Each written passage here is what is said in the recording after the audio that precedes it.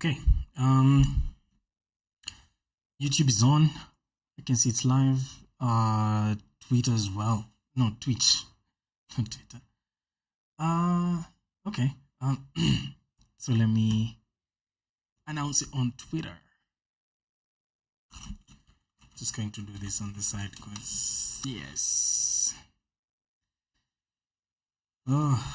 Music, by the way. Let me turn the music up.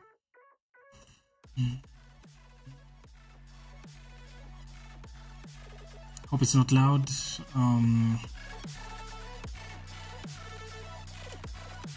Just checking the levels. So, okay. Let me look at the monitoring. Okay, so that's okay. Advanced audio properties.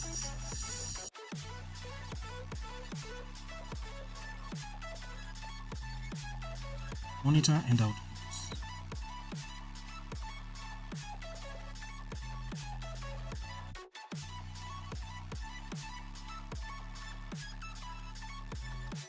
I think that's fine. Yeah, we were telling guys we're back. So let me go back to Twitter.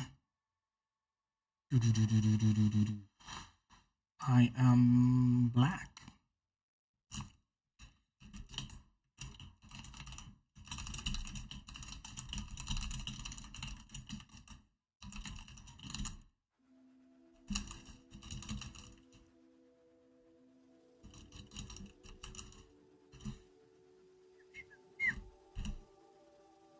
I'm back.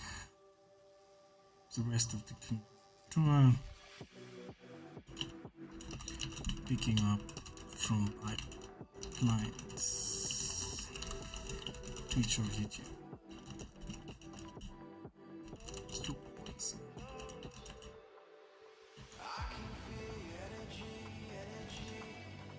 I'll just reshare the links. That doesn't hurt.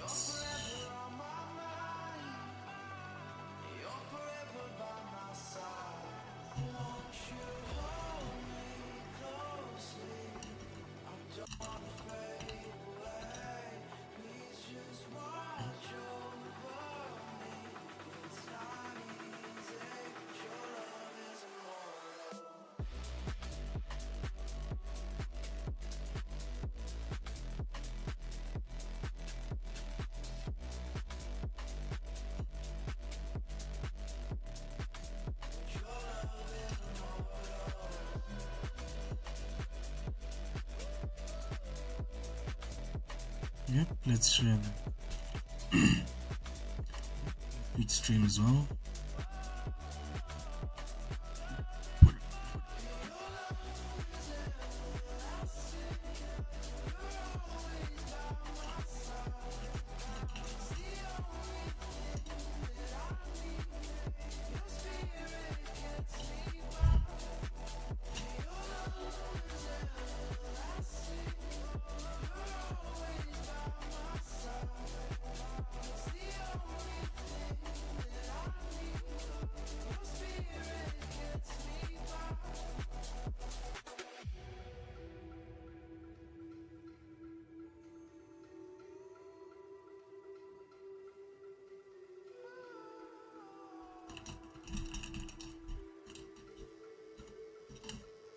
Okay.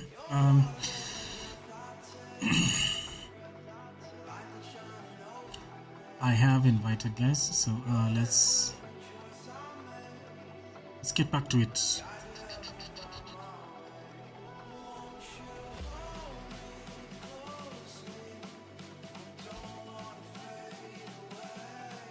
Fair play.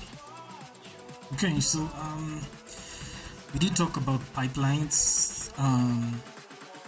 one thing I actually wanted to wrap my hand around is this. So like the append 2 and 3, like I just want to understand how this process works.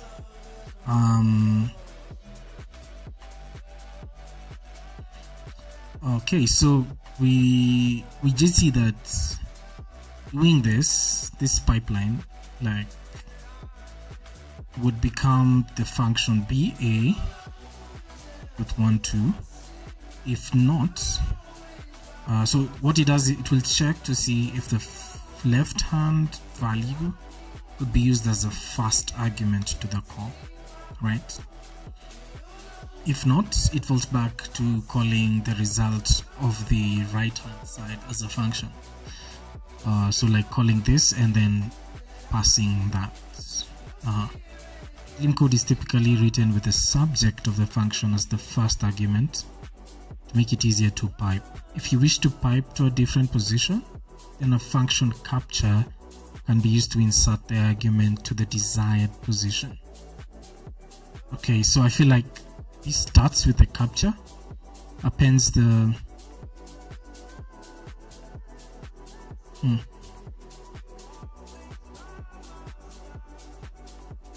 yeah, so you have to get back and like really get the idea of the capture and then try it out, because I feel like I'm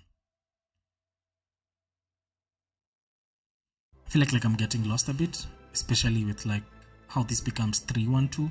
Like does it append 1 to 2? Sorry, so append. So we just need to, let's look at the append function.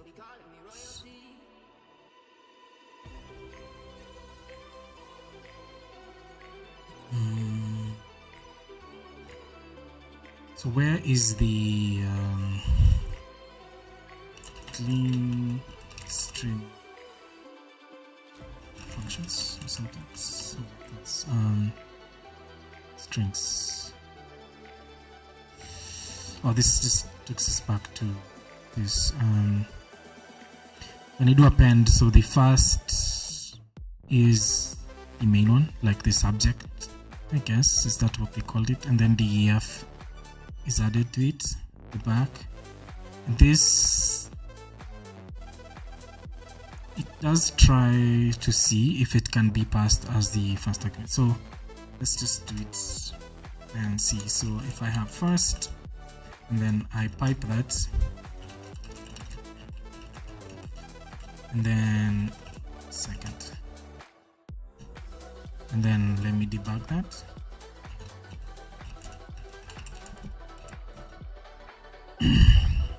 Okay, makes sense. So so first, second.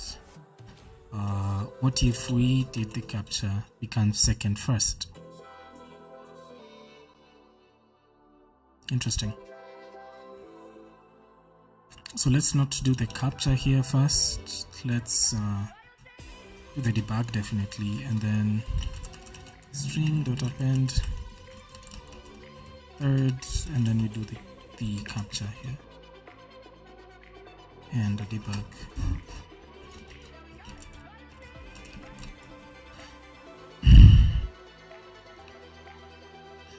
Okay, I think I get what this does. So the first, second just works the way we intend, and then what the capture does is, instead of putting the like incoming subject to the first like sort of the first like left hand argument here, it just like reverses that. Yeah, captures it. Now let's look at it without the pipes. I remember function captures, it wasn't too far away. So if we had like, okay, it's nice. So we assume that whatever's being passed be taken to be the second argument, because this and this just mean the same thing. expands to like an anonymous function that takes in a number and adds it as the second variable to that. Okay, makes sense. So if I had like a function concat that takes in a, b, and concats like a and b, so this would be like that. In this case now, if I have like let concat v1 will be concat, right? And then we always concat hello with a captcha. So if we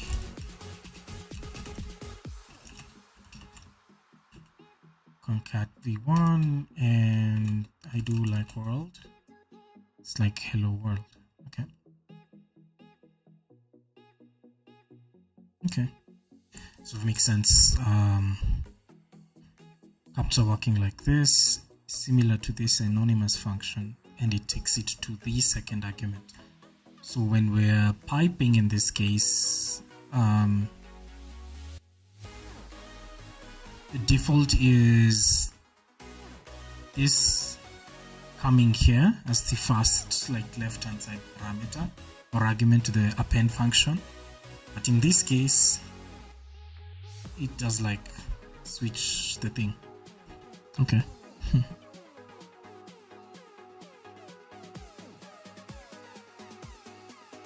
Okay.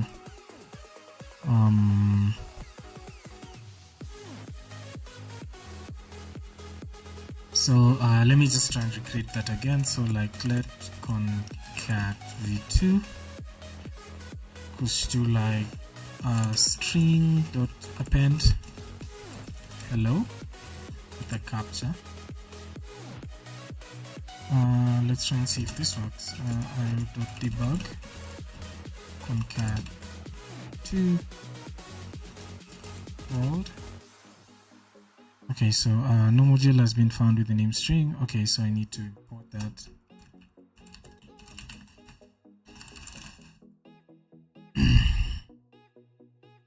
Yeah, so it's like literally the same.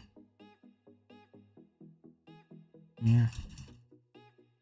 Hello world, hello world.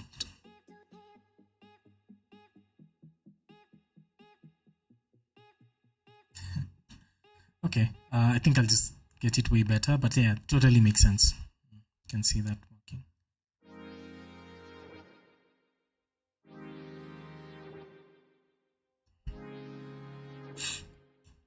Okay, we're done with the captcha. Okay, so this was just like done with pipelines. Like now we can sort of see how pipelines work. Let's look at labeled arguments. When functions take arguments, it can be difficult to remember what the arguments are and what order they're expected in. Okay, value, it's an integer. Add end, integer, multiply, multiplier. Okay. Interesting. So when functions take several arguments, it can be difficult to remember what arguments are and what order they are expected in. To help with this, Gleam supports labeled arguments, where function arguments are given an external label in addition to the internal name. These labels are written before the argument name and the function definition. Before the argument name. Okay. Okay. So so we do have the function definition here with the value clearly being an integer. Add end, integer, multiply, multiplier, integer, value. And so these are the internal names, like the second ones, and these are the external labels. And we could use different orders Makes sense. This is good. I find myself like in JS, what I try to do like when I want to have like this label stuff is just like receive one parameter, but like it's an object with like different keys and values. Like that's how I cope, like I handle the situation. This is nice. So there's no performance cost to using labeled arguments. Nice. It does not allocate a dictionary or perform any other runtime. Wow, that's neat. Labels are optional when calling a function. It is up to the programmer to decide what is clearest in the code. Okay, but at least you have like the option of like labeling stuff, and I like that they can take different orders once you go that route. Is definitely helpful.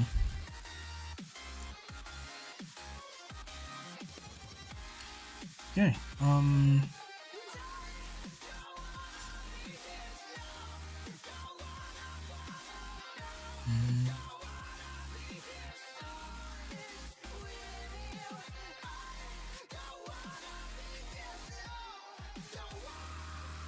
Yeah, just doing some housekeeping on the stream output and how everything sort of looks like. It's good. So yeah, let's look at documentation and comments.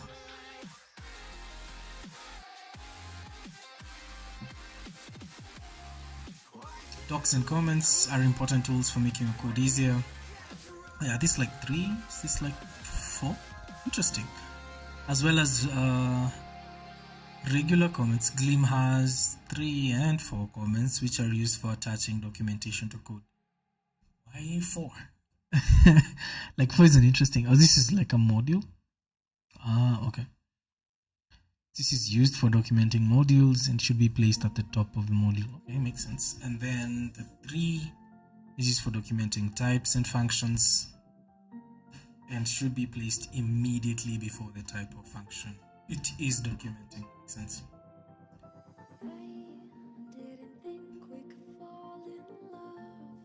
It's okay. So can't wait to have the local setup and see what the LSP sees. Definitely, but yeah, this is interesting. A type where the value can never be constructed. A type where value can never. Can you work up why? Pub type never. I've not seen this type before, but like I guess it's taking us to like a deep end. Twice argument value. Call a function twice with an initial value. Okay. Call a function thrice with an initial value. Like when I write something like pub fn 4 times. How do we call that? A func. Then and we just do the func inside. So func, finally func argument.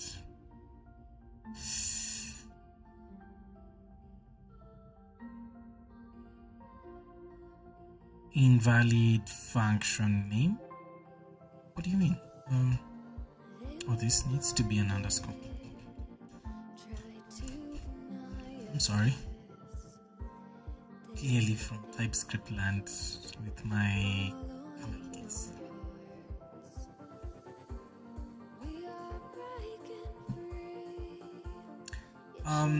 Okay, since we learned about pipes, so if we were to do this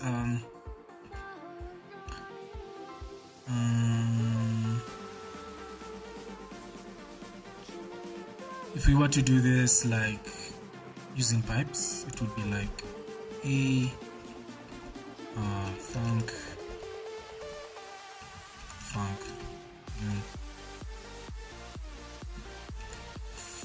func, so that's like 3 times and then the last time.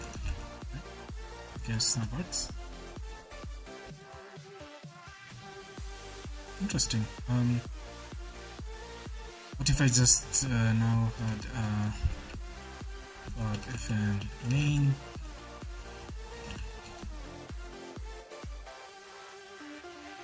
inside main, just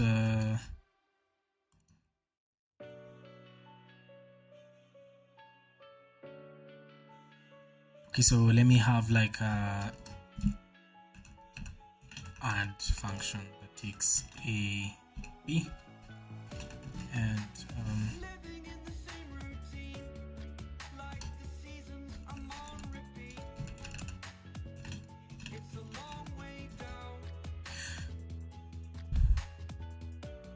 okay, so we don't have that.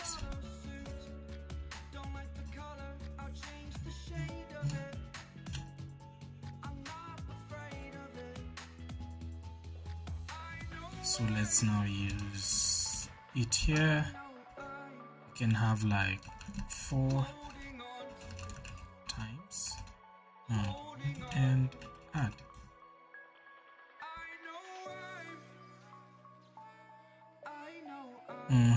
Okay, so our add, okay, so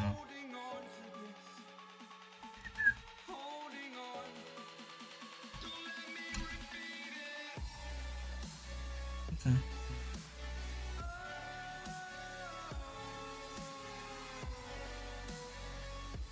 So in this case, I could do like 1 and 5 4 times. Expected 2 arguments, got 1, and then do like an add.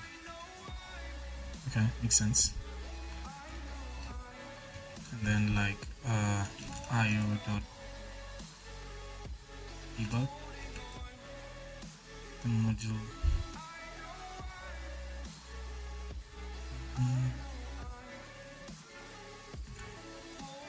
Import my 16, yeah. Thanks. Okay.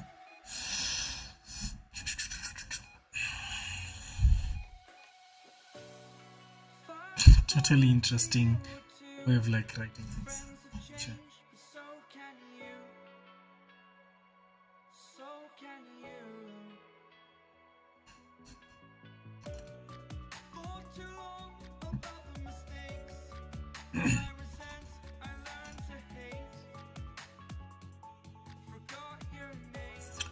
Okay,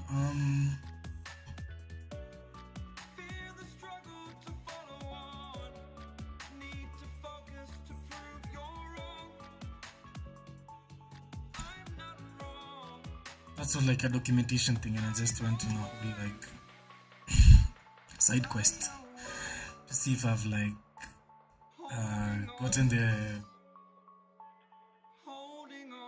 piping stuff.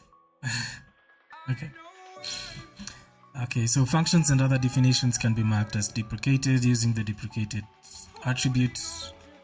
The deprecated function is reference is the compiler will emit a warning. Use new function instead. Okay. Letting the programmer know that they ought to update their code. Okay, this value has been deprecated. It was deprecated with this message. Use new function instead. Okay. The deprecation attribute takes a message, and this will be displayed to the user in the warning. In the message, explain to the user the new approach or replacement function, or direct them to documentation on how to upload. That's cool. Yeah, that's really nice. Case expressions. So now we're like in control flow stuff, right? Like the loops and the ifs. Let's see how it works. Well, I feel like we have loops in this language, like, because most functional guys just like don't do loops. So let's explore. Let's see. Plus, I think like a good thing to do once we're done with like this language tour is like, yeah, just start dealing with it. I feel like A good way to do that would be maybe advent of code, right? Like that's like the trending thing happening. So maybe we do it in Gleam. Yeah, might be interesting. So case expression. The case expression is the most common kind of flow control in Gleam. Interesting, yeah. It is similar to switch in some other languages, but more powerful than most. Interesting. It claims it allows the programmer to say, if the data has this shape, then return this code. A process called pattern matching. Okay, yeah, so yeah, pattern matching case expressions. This is like something we definitely want to see in like JS, TypeScript, pattern matching. It's really cool stuff. Gleam performs exhaustiveness checking to ensure that the patterns in a case expression cover all possible values. With this, you can be confident that your logic is up to date and the design of your data type you're working with. Okay, so try commenting out patterns or adding new redundant ones and see what problems the compiler reports. Okay, so we do have random. Nice. So this definitely returns like a random number. So I would like this. Is that okay? So 3. It's any number between. I believe should it be 0 to 5? Hopefully. I debug 3 makes sense. So left case x match specific values 0, 1. And then match any other value with other. So if we do like 5, sorry, yeah, clearly we do expect 5. Let's do like 6 and see 6. Interesting. So there's no error here. It's just because the number is random. Does it know that this is like the limit? Is that what it does? Dot random clean.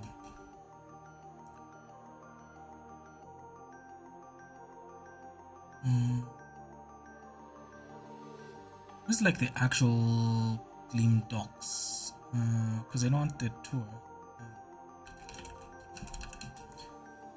Docs. Language to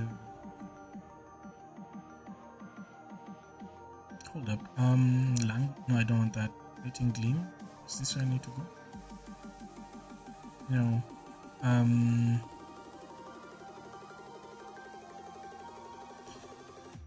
Roadmap, documentation, Discord news, cheat sheet, spread, sponsor. Okay, I just want like these specification or something. Oh, the reference. Okay, yeah, good. Okay. So ints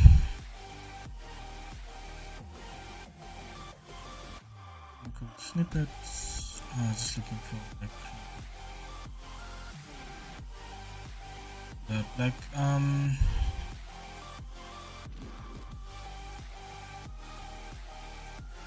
data types. Circuits.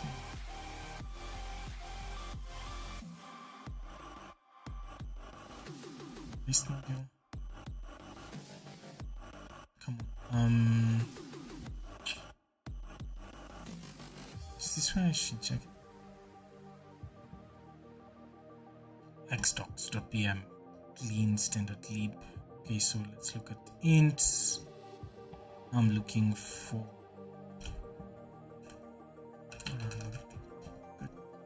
max. Generates a random int between 0 and the given maximum. Nice. The lower number is inclusive, the upper number is exclusive.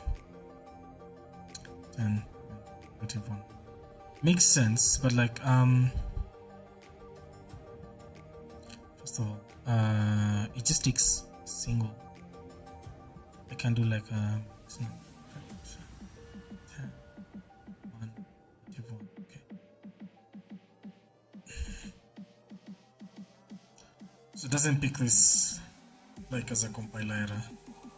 I guess just since it's an integer, like does it know that it just has to be within 5. That would have been cool. Definitely cool. Let's look at the error. So like 10.0. 10. Expected type int, font type floats. This case clause cannot be reached as a previous clause matches the same values. Can be safely removed. Interesting. Can it? Okay. I guess it's because the error throws like before you get there. That's what they mean.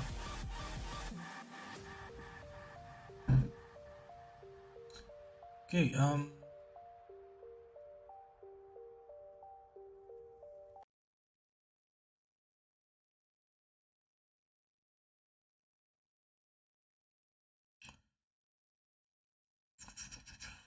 if you're watching to say hi, yeah, just don't be a stranger. Yeah, like to hear what you have going on. Yeah, so that's pattern matching, and that's how it works. Let result case, this like sort of returns it. That's what it means, right? It's interesting. This is what we're doing here. So I'm going to try something else. Like, let's say I have a function. So let me just write a function, and then we see we have a function add. So this should be fn. Add 1, right? Like, so for everything that we received, we add 1. We receive a parameter, and what we return is 1 plus a, right? That's our function. So let's just remove everything inside here, and then we start with okay, so just a sec, receiving a phone call. Just a sec.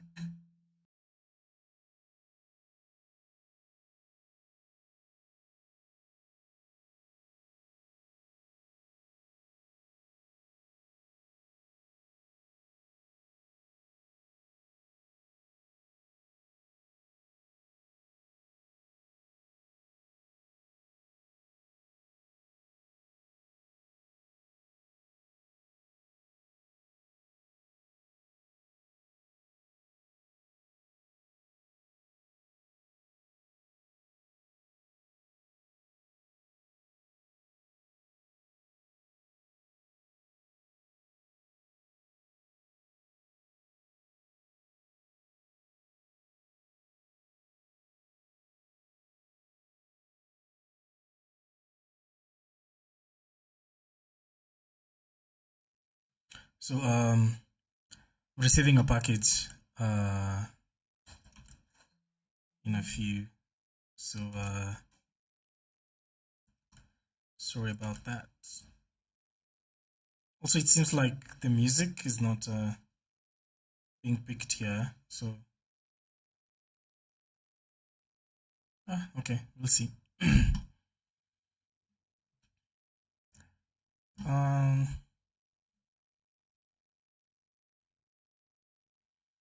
Okay, so let me handle this and then be back. So yeah, I'm just here, so pausing it for a sec. Don't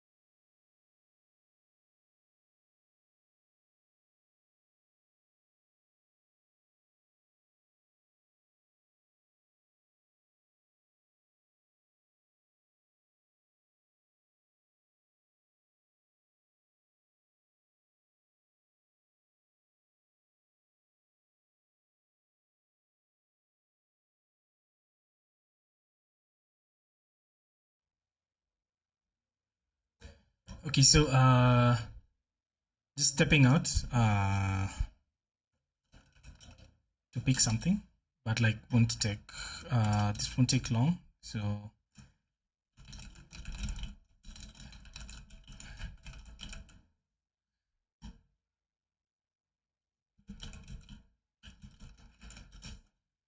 okay, yeah, let me just leave this here in case anyone walks in.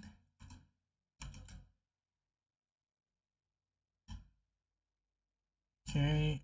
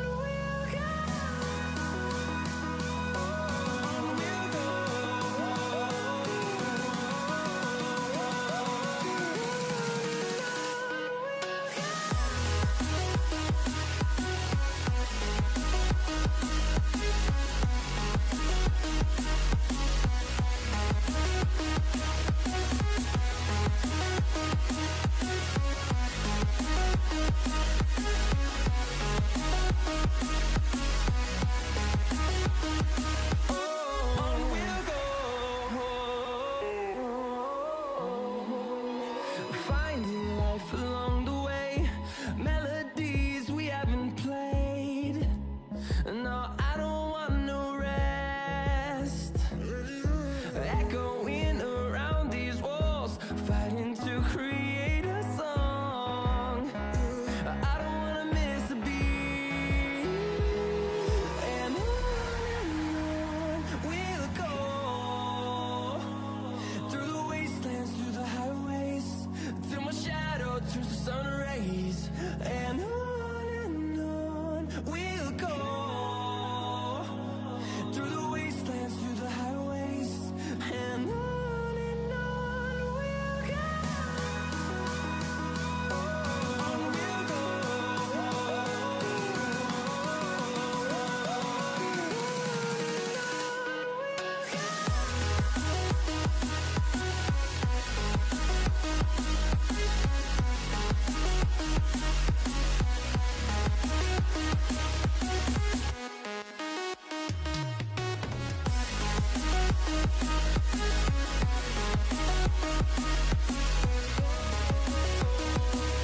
We'll grow in number, fueled by them to see the horizon, turn us to thousands. And we'll grow in number, fueled by them to see the horizon, turn us to thousands. And on we'll go, through the wastelands, through the highways, till my shadow turns to sun rays. And on we'll go, through the wastelands, through the highways, and on we'll go.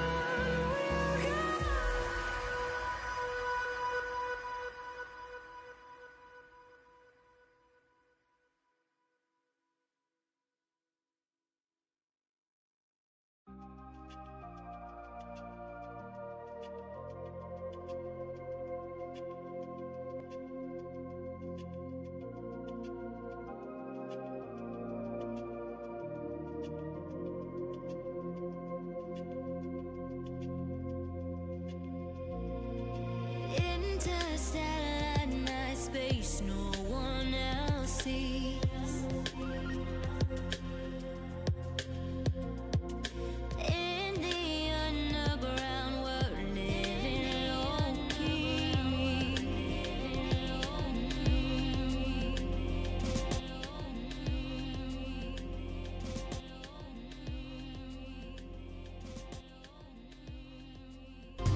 And if your peace here in your mind, and as I found no place in the dead of night to come alive. Life is waiting on the other side. Follow me to the underground. Watch the world changing as the sun goes down. Follow me to the underground. Follow me to the underground. Follow me to the under.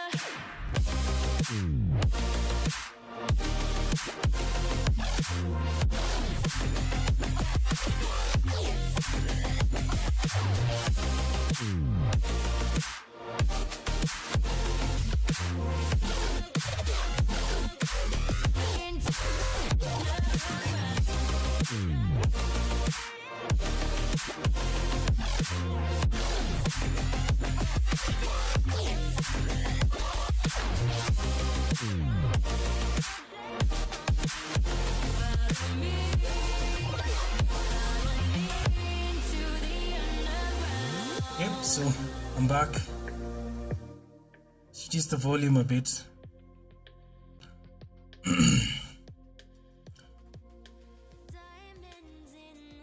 Okay. Guess it's all clear now. Music not too loud, all that.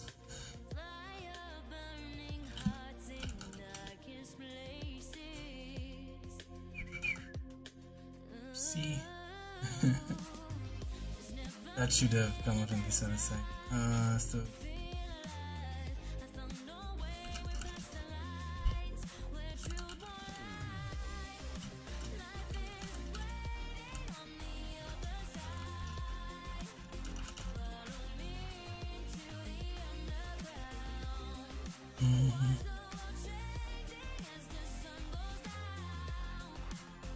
There we have it. I think all looks good now. Yeah, so we were looking at case expressions, and I was trying out something, right? I was trying to see how we can do the so let's have like a let result, and then it's like how are we doing it again? Case the number,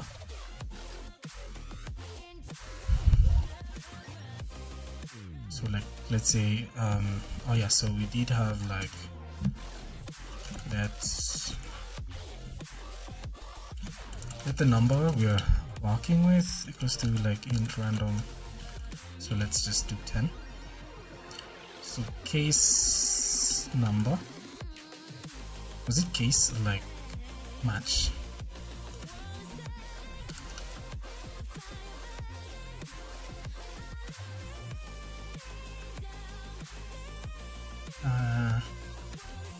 So just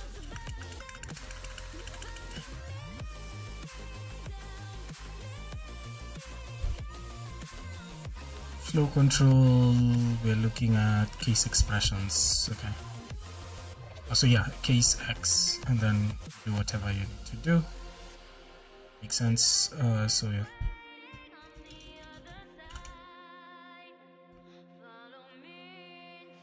so in this case let's just do the debug number first,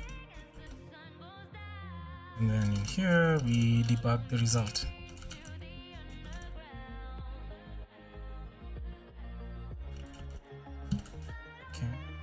So the first thing we do is let's do the catch-all.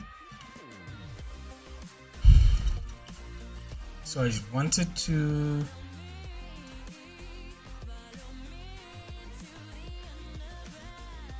so add takes in 2 arguments, so let me do an A and B, then it becomes like A and B.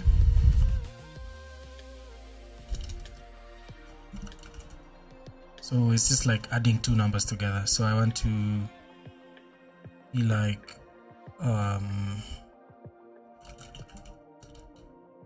let's addition,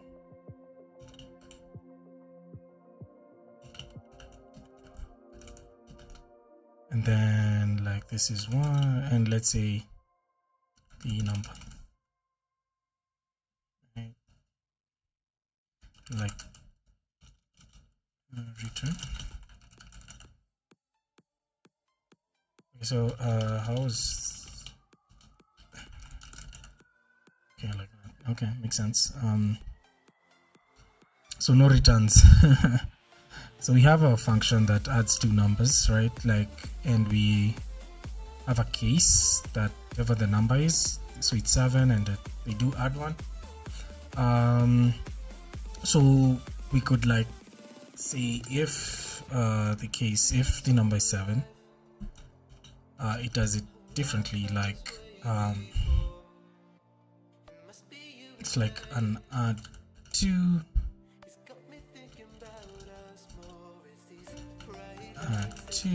with like 7 and the number. Okay, so are there like, yeah, so nothing goes that's interesting. So in this case it's 2. I think let's try and redo that. So if it's 9, it's 10. Let's do this process. So like we can do this whole thing, the case statement, instead of just that, right? And this we could like sort of write it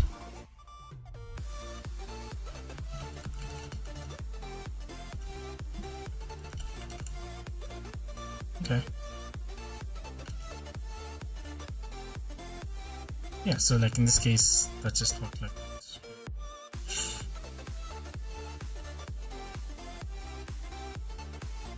Interesting. Makes sense.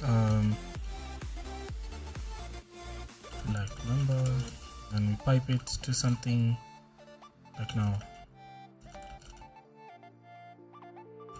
At 2 with 7. Nice.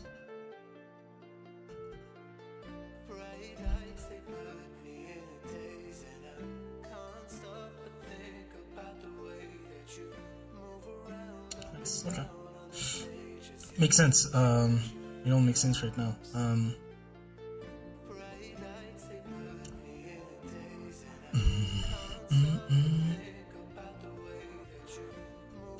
Variable patterns. Pattern in case expression can also assign variables. When a variable name is used in a pattern, the value that is matched against is assigned to that name. Okay, so let result case int random 5, 0, and other. Okay, so we can just give it like a number and a variable name, and then that's like used. It is into string other 0.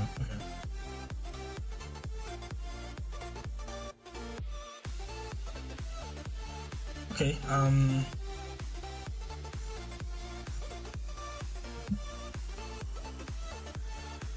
This is interesting. What's happening here? So when a variable name is used in a pattern, so let me just do the let x is equals to like int random 5 in this case.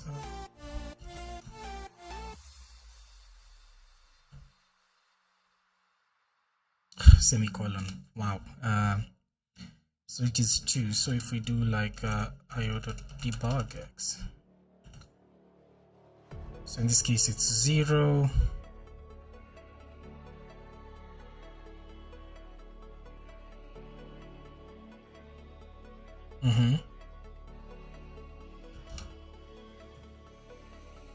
It is 2. Oh, nice. Okay, so so coming here doing like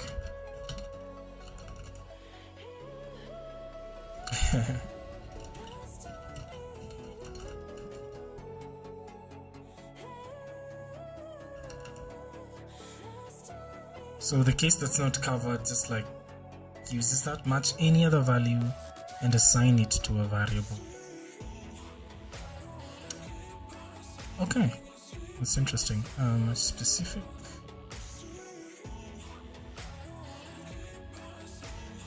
In all these cases, even like the matched ones, so if I did like now,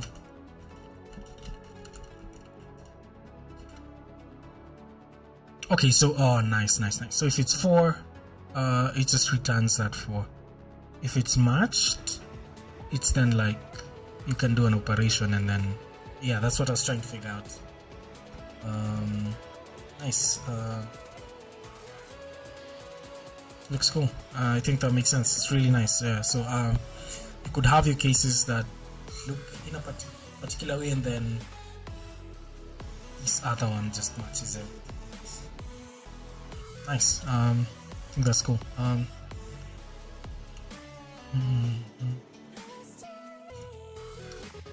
Yeah. Let's move on to the next one. String patterns. So when pattern matching on strings, that's like the concatenation operator, right? Can be used to match on strings with a specific prefix. The pattern hello name matches any string that starts with hello, comma in the space, and assigns the rest of the string to the variable name. So case x, hello, concatenate it with name, returns name. Interesting. So yeah, so get name hello Joe, hello Mike. Get names system still working. It's a known. Okay. Also, this is the first case. So like case X. Let me see. Matches any string that starts with hello. and assigns the rest of the string to the variable name. Nice. And then just returns. So if we do this, there'll be a space. Oh, this is really cool. It's like we're extracting it.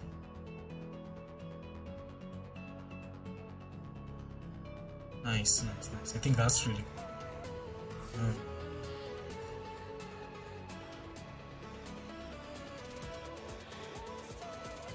It's a really cool way of doing it. Just realized I didn't turn my camera back on all this time. Crazy.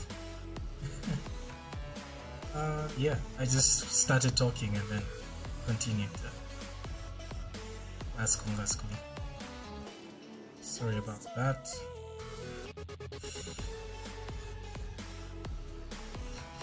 I think this is a really interesting, like you get so much done from like something very simple. Yeah, I think that's really cool. List patterns. So lists and the values they contain can be pattern matched on in case expressions. So list patterns match on specific lengths of lists. Pattern matches on an empty list, and the pattern dash matches a list with one element. They will not match on lists with other lengths. Okay, nice. The spread pattern can be used to match the rest of the list. The pattern 1 ... Those are 2 dots, right? Matches any list that starts with 1. This pattern matches any list that has at least 2 elements. Makes so much sense. Let X list repeats random times and then passes times a random number of times. So it repeats the integer with like random number of times up to like 3. If this is an empty list, it's gonna say empty list of just 1, list starting with 4. Nice. List of 2 elements, some other lists, list of 2 elements. Yeah, so we can see 1 1. Okay, so this is the list of just 1. List of 2 elements. So if we did this, okay, so 1 1 1 2 list starting with 1 1. Okay, some other list, some other list. So nothing matches that. List of 2 elements, empty list, list of just 1, list starting with 1 1. Okay, good.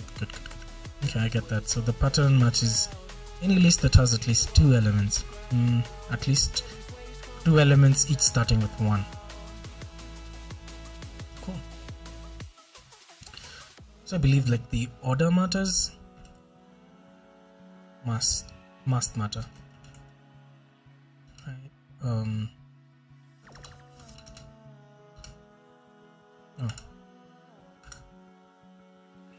Empty list.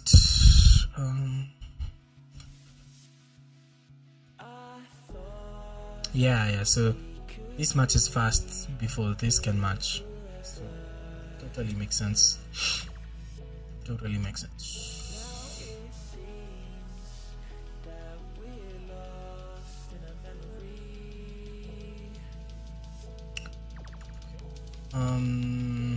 We jump on to the next thing. Let's go. List patterns. Yeah, I think like that pattern matching just feels so nice and so cool. Can't wait to like do cool stuff with it. Gleam doesn't have loops. Yes. Okay, so you just go recurse. It's just recursive all the way. But I believe like in such a language, like recursion is very optimized, so that it's not like like in JavaScript or TypeScript, where the loop might make more sense as opposed to like recursion, right? Yeah, must be because like, yeah, you can't choose like a losing strategy off the bat of like the design of the language from the start. So yeah, that's interesting. Oh, okay. So Gleam doesn't have loops.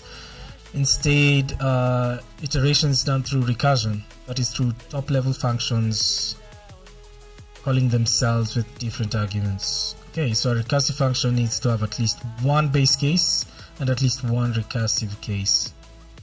Yeah, a base case returns a value without calling the function again. A recursive case calls the function again with different inputs, looping again. Okay, so the Gleam standard library has functions for various common looping patterns, some of which will be introduced in later lessons. However, for more complex loops, manual recursion is often the clearest way to write it. Okay, so it has functions for various common looping patterns. Okay, recursion can seem daunting or unclear at first if you are more familiar with languages that have special looping features, but stick with it. Okay, with time it will become just as familiar and comfortable as any other way of iterating. Yeah, I think we're hitting the category where I'm like, you're starting to be forced to just think in functional ways of doing things, which I think is really cool.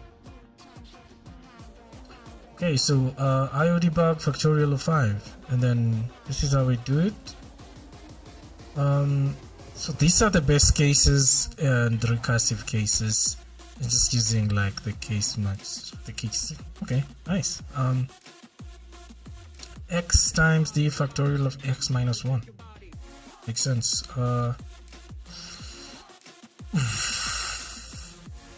So let's see this.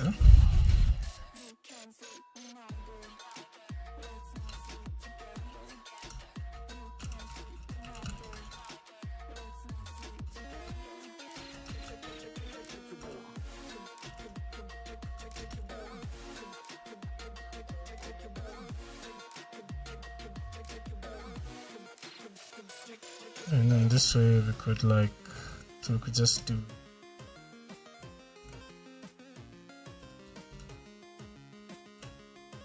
okay, and this way we do a 0. So we do get the debug first, and then okay, nice. Loving this way of doing things. It's actually really cool.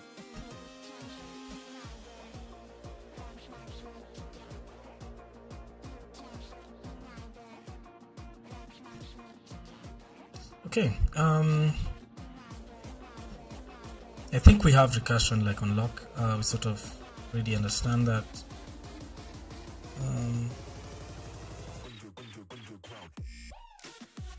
Yeah, and like some time back, like last year, I was preparing like some peer learning material for like guys I was teaching at ALX. So like a cohort that like needed some peer teaching stuff, and I remember going through recursion, and like something that you really have to let people understand when you're teaching recursion is like these cases, right? And there are different phases in a recursive function.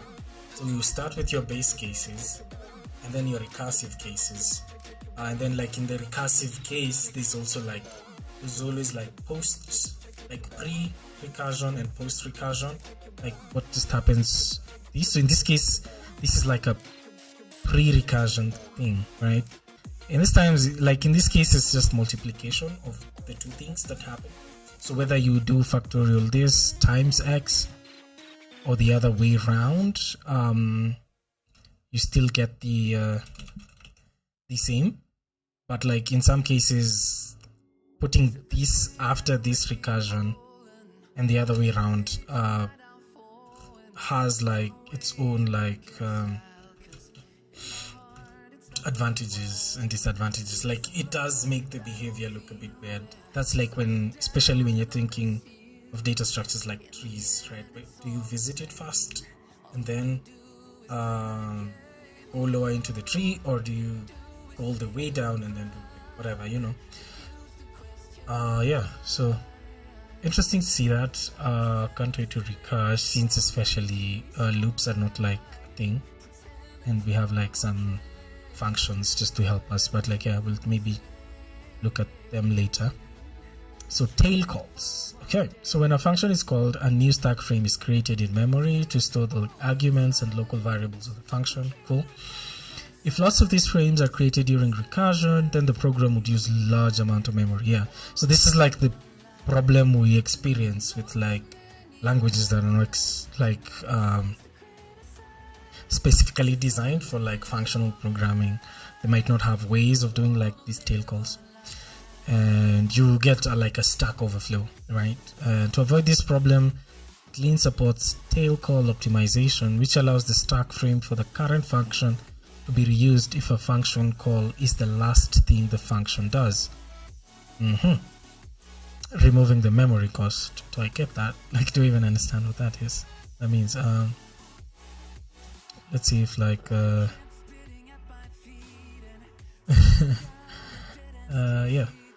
which allows the stack frame for the current function to be reused if a function call is the last thing the function does. Cool. Unoptimized recursive functions can often be rewritten into tail call optimized functions by using an accumulator. An accumulator is a variable that is passed along in addition to the data, similar to a mutable variable in a language with while loops. Okay. Accumulators should be hidden away from the users of your code. They are internal implementation details. Nice. To do this, write a public function that calls a recursive private function with an initial accumulator value. So let's see. So this is the public function that calls the private tail recursive function. So factorial loop x with the 1. Nice. Okay. And the way we implement our factorial loop is we have x being the integer and the accumulator, and case if it's 0, just use the accumulator, return the accumulator. If 1, return the accumulator. The last thing this function does is call itself. In the previous lesson, the last thing it did was multiply two ints. Okay. Factorial loop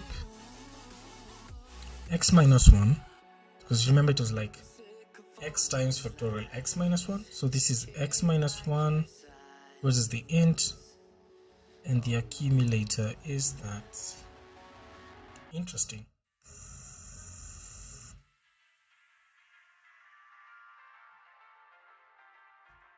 Okay,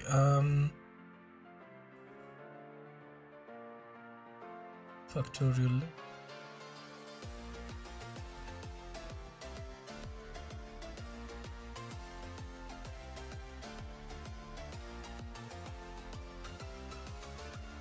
Interesting.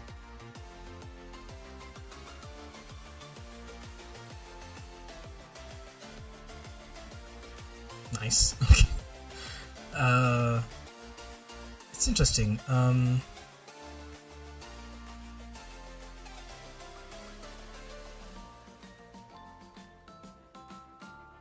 Right, so we just do that, and so always check for x. It's not checking for the accumulator.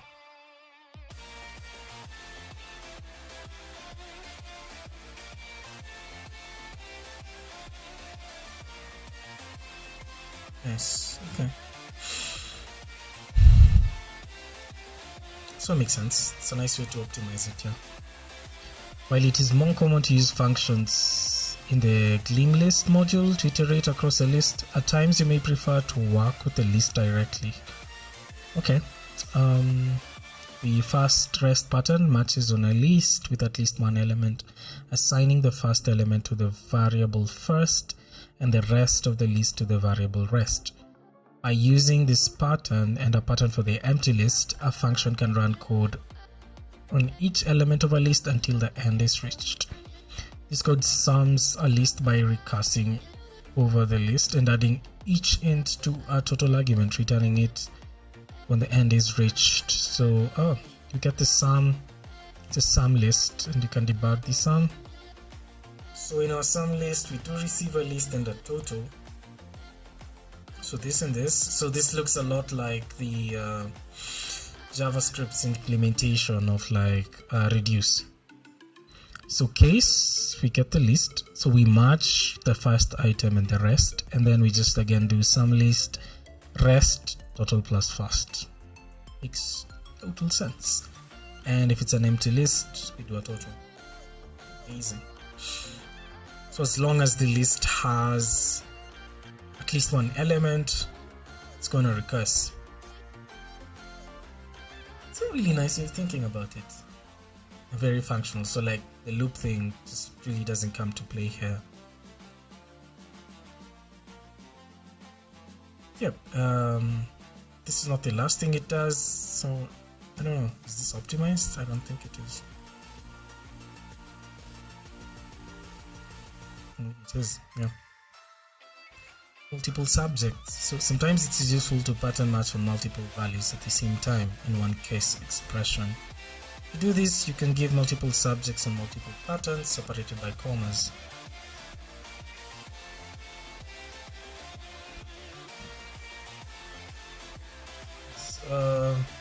So, when matching on multiple subjects, there must be the same number of patterns as there are subjects.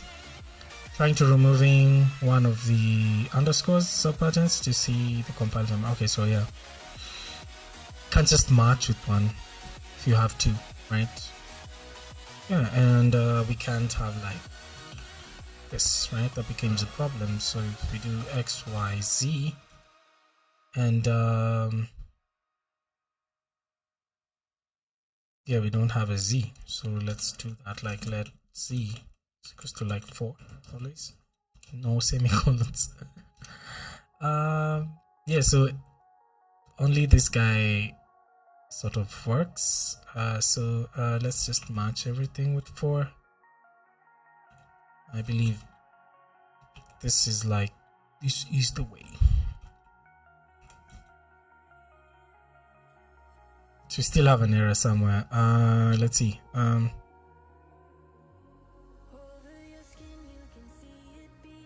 Okay, so for all possible values, either R0, okay, second is 0, blah blah blah, and then we can add different cases. Yeah, totally makes sense. Yeah, multiple subjects and all case stuff of them. Good to know. Alternative patterns can be given for a case clause using the, what do we call that? Vertical line operator, or is it an OR? If any of the patterns match, then the clause matches. If a pattern defines a variable, then all of the alternative patterns for that clause must also define a variable with the same name and same type. Okay. Currently, it is not possible to have nested alternative patterns, so the pattern 1, 2, 3 is not valid. Okay. Okay, so nested inside like a list, for instance. Okay, so, and when they say currently it is not possible, means like it's probably something they're working on. 2, 4, 6, 8. This is an even number. 1, 2, 3 is an odd number. I'm not sure. So what would not go here if like number is 9?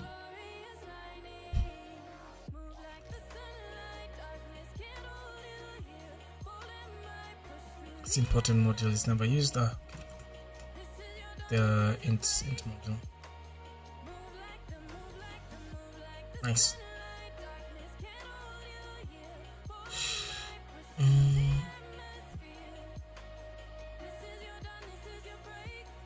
I have so like let's say I have a function case thing. Takes in like a number, and that's what like we're checking. I want to check because we have this let result and then like maybe return result. I just want to see if we do case X, and then we have this guys here to 4 8 sorry, then we have like 3 5 odd in it. This case expression does not have a pattern for all possible values. Okay, yeah, nice. So we need to match all possible values. Okay, so this is never used. So if we just did like here and did like a case thing, here we're pressing it as a number. Yeah, it does return it, so makes sense.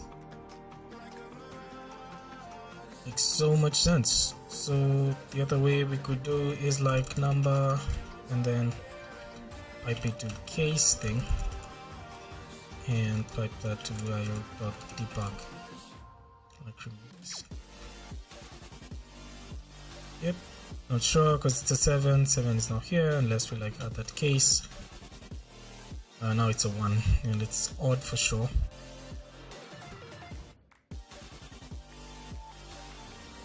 Nice. Okay.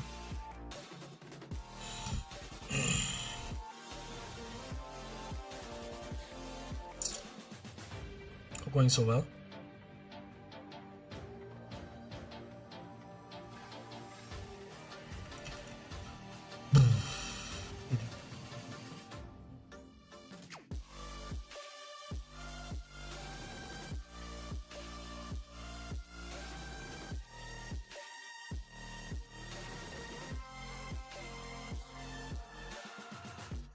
Nice.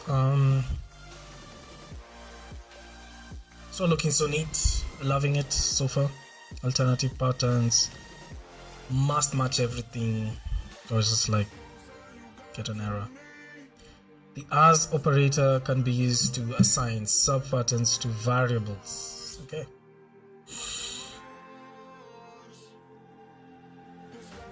Let's see what that means. The as operator can be used to assign subpatterns. So as first and the rest, just return the first, get first and empty. Okay, interesting. What's going on here? So let's see. So we do pass an empty, 1 2 3 4 5. So it gets the first and empty, this being like whatever is in here.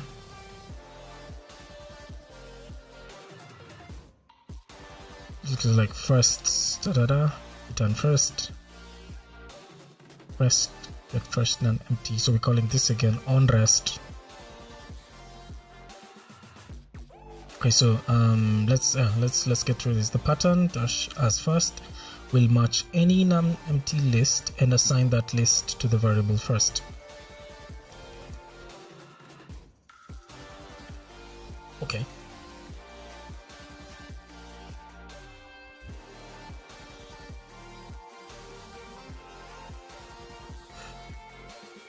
Lists. So this is the lists, and this is how we write the parameter. It's a list of lists. Makes sense. And returns a list. So this is just take the list of lists, and this is it being a list and matching the first item there. And this just makes sure it's an empty one, right? So this one won't match because this won't match inside here. It's like a nested matching thing going on. And this would return first. And then this one would pick that and the rest and then do the same thing. So like there could be a list in this OG list, as we can see in this case. and that doesn't match here because the list is an empty list. And then okay, so works on the rest, and if it gets an empty list, just returns an empty list.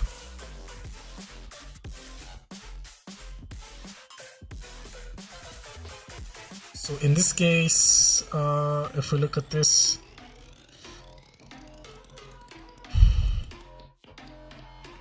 so these all the cases. Also, if this interesting.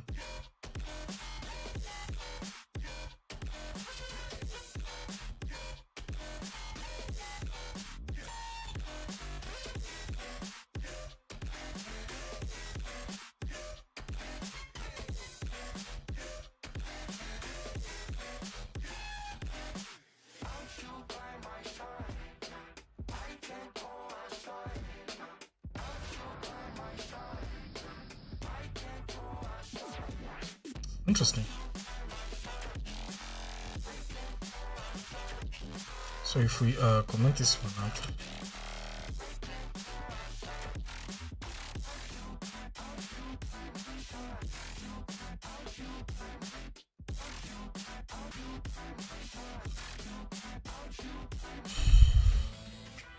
so this just checks if rest is an empty list.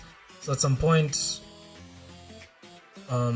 this clearly matches this first one. So in this case, this doesn't match that, but then sort of picks the first element, which is this, and the rest being these two guys, runs on it, still doesn't match this, so picks this guy, rest being the rest of the list. This still is just one element this time, doesn't match. That element is picked, but this is now just an empty thing. And then that matches here eventually. Nice. Makes sense.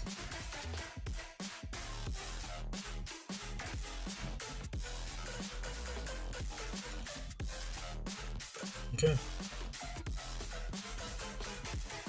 The if keyword can be used with case expressions to add a guard to a pattern. A guard is an expression that must evaluate to true for the pattern to match. Okay. Only a limited set of operators can be used in guards, and functions cannot be called at all. If first is greater than limit, just return first. So get first larger than limit. Okay. Yeah, like I think this way of thinking about things is really cool. It's really simplifying a lot of the functions and like.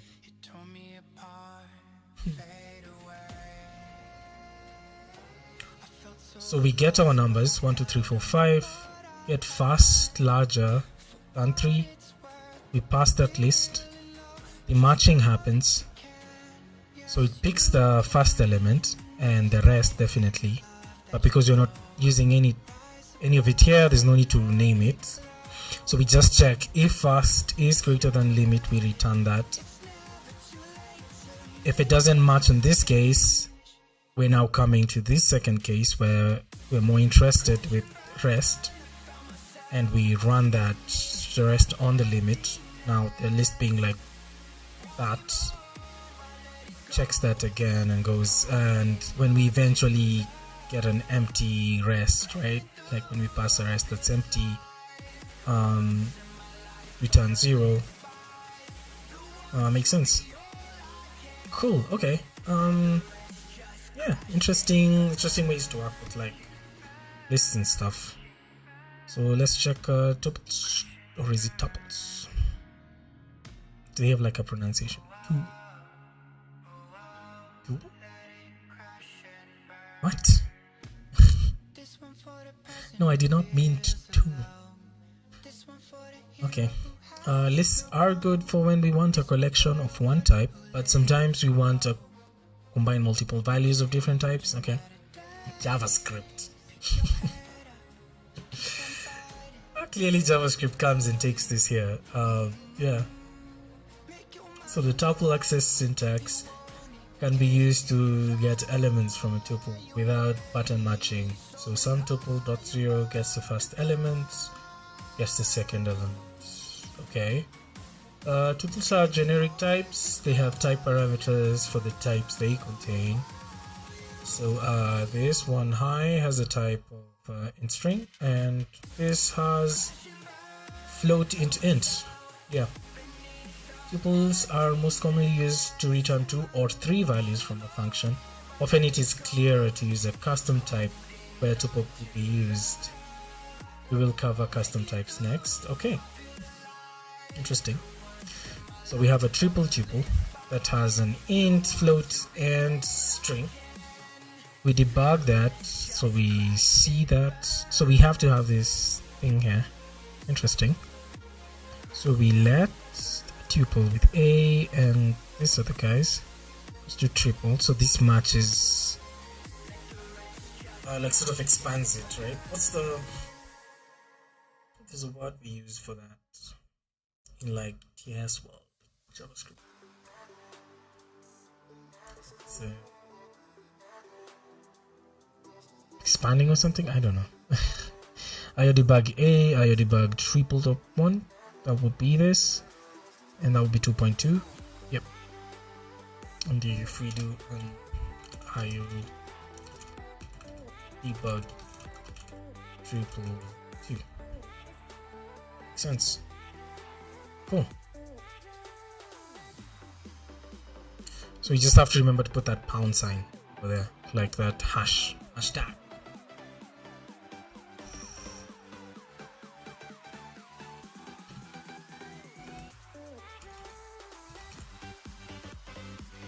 Okay, now in custom types. They did mention that. So this is how we do types. Season has spring, summer, autumn, winter. Okay, so a season holds like season. This just looks like an enum. When you receive a season case, yeah, looks like the JavaScript enums, right?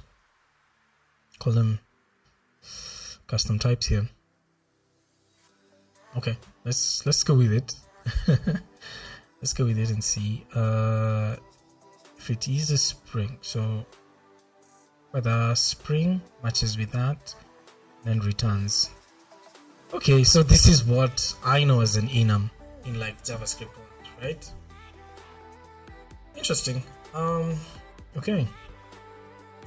So Gleam has a few built-in types such as in string, we've seen them, but custom types allow the creation of entirely new types. A custom type is defined with a type keyword followed by the name of the type and a constructor for each variant of the type.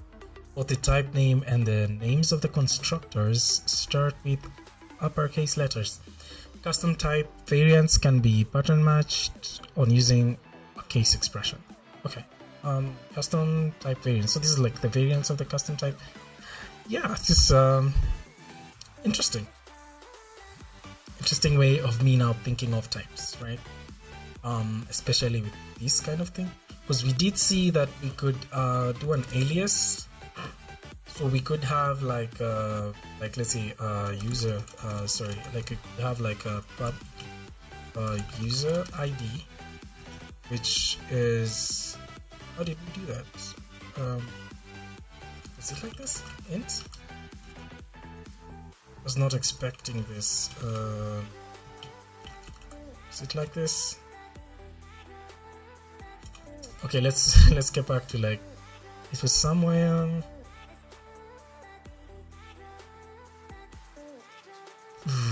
Type aliases here. Type user, pub type user ID. Interesting. Like I have to do this for it to make sense. Oh, I'm the one who's not. Just like I did not add the add type. Okay, yeah. So you can do this and this as well. Interesting. Okay, so this function weather takes in a season type, returns a string, then we can match that season with the types here, and spring, mild, summer. Okay, so this is different because like when I'm in like JavaScript TypeScript world, to do this, we sort of have this first part.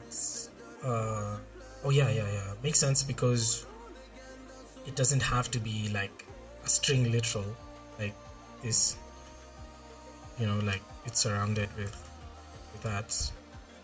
It doesn't have to be that. Found a string, expected one, record constructor. Yeah, so for records we just like do this and it's going to interpret it properly, so not too crazy. Yeah, so a spring would return mild, summer hot, autumn windy. Makes sense. Custom type pattern match. Yep. Okay. So you debug the weather spring, weather autumn. So then these guys are like records that we can put in here. Makes sense. And can we do like this, like an io.debug? Then we do like season dot autumn season. Okay, I see. So we can't like directly access it like that.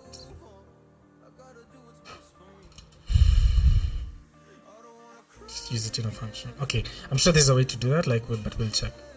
Maybe it's just in case stuff. That's how we do. We have to pattern match our custom types. Cool. Records. Okay. I was just thinking of records when I was doing that, so maybe it's totally different now. Let's see how that goes. A variant of a custom type can hold other data within it. In this case, the variant is called a record. So like pub type school person, very similar to what we saw. But then we have like a teacher name string, subject string, and a student string. Okay, so it holds, this is it holding data within it, right? And then teacher one is like teacher Mr. Schofield, physics, because we now need to pass those two inside it. And just by defining this here, we have access to teacher. We don't have to like access it via school person. Interesting. And then teacher two, yeah, you pass both. This is like with named, what are they called? Named parameters. So if I was to do like a teacher 3, so let's do teacher 3, and then like do the inverse of this, right? So we start with subject and it is physics, and name is Miss Percy. So this is just it being used, so like let's just use it via teacher 3. Yeah, interesting. So school takes in teacher 1, teacher 2, teacher 3, student 1, student 2, student 3. If we debug school, these are list of like a teacher, Mr. Schofield, subject physics. Second one, Miss Percy, physics. That's what we expect. And this one is like a totally identical one, Miss Percy, physics, but like the order didn't matter since we're using like the named parameters, the named arguments. Interesting. Student only takes one thing, it's a string. You could even name it, could be like name string, and in this case we could have like name, and those two just work the same. Okay, nice, totally makes sense. It's interesting that I have to do this. I have access to this. Nice. Okay. What if we did something like subject, and the subject also has a name that's a string, and okay, so my neighbor just got really loud. I hope that doesn't like lead through here. Okay, so what I'm trying to figure out is if I can have this subject here.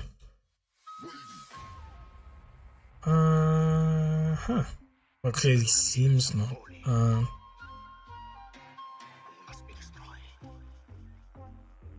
Okay, so type subject is not defined or imported in this module. What if this went like lower? Let's try and see if that makes sense. Right now I'm just going through my intuition, clearly just trying to see how I can break the language. The type subject is not defined or imported in this module. Okay,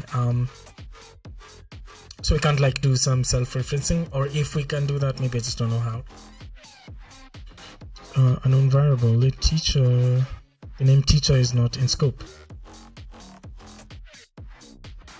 But I guess it's not in scope because there's an error already somewhere here.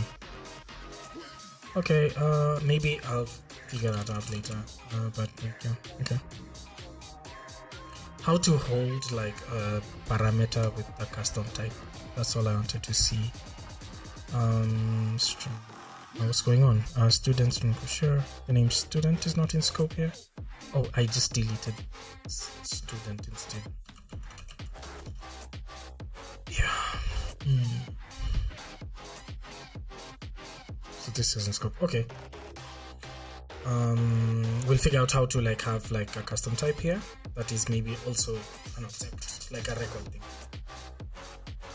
Okay, so is there anything I missed? The fields of a record can be given labels, and like function argument labels, they can be optionally used when calling the record constructor. Typically, labels will be used for variants that define them. Okay, it is common to have a common type with one variant that holds data. This is the Gleam equivalent of a struct or object in other languages. Yeah, nice. So makes sense. Yeah, we'll explore that soon. Record accessors, are these like the getters and the fetch and the setters? Yeah, I don't know if it's a problem that I have to think in like another paradigm to make sense of this, but I think it also helps. And then like maybe you get comfortable in like a Gleam way of doing things. Yeah. So the record accessor syntax, record the field label, can be used to get contain values from a custom type record. Okay, so like teacher, let's student, teacher name. Okay, yeah, makes sense. Because initially we were just doing like an io.debug for teacher, and I would like print this, yeah. I could print like the representation, string representation of like the whole thing, the whole record, but we access it with dots. I think that's cool. I'm used to the dot way of accessing things. I know other languages now have different ways, like PHP with like the arrow thing. Find that crazy. Just for every object. I just find this easier. Student doesn't have a subject, so if we do that, expect an error. Yep, as expected. So the accessor syntax can always be used for fields with the same name that are in the same position and have the same type for all variants of the custom type.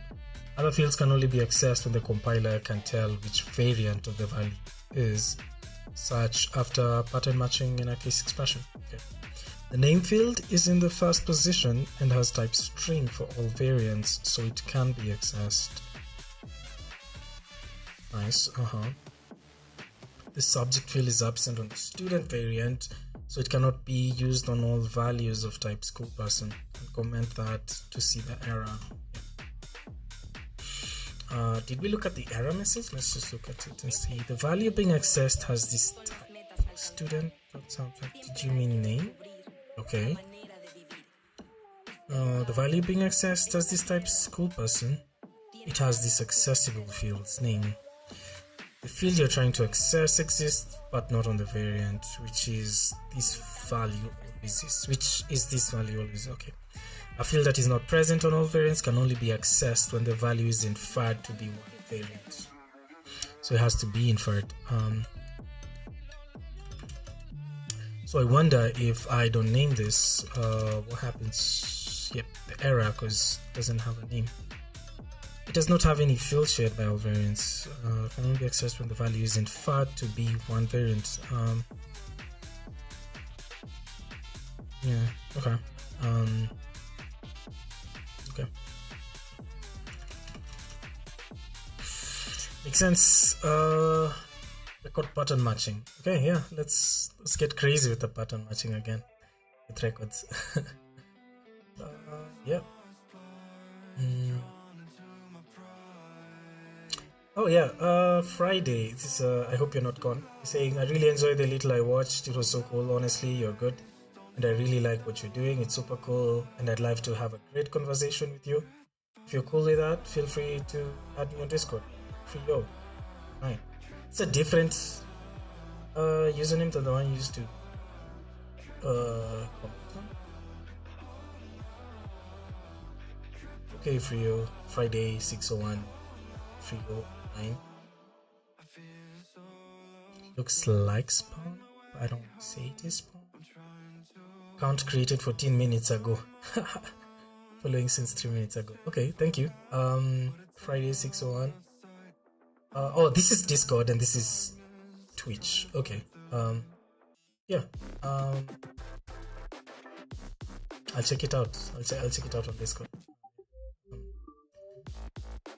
Thank you for the follow, Friday 601.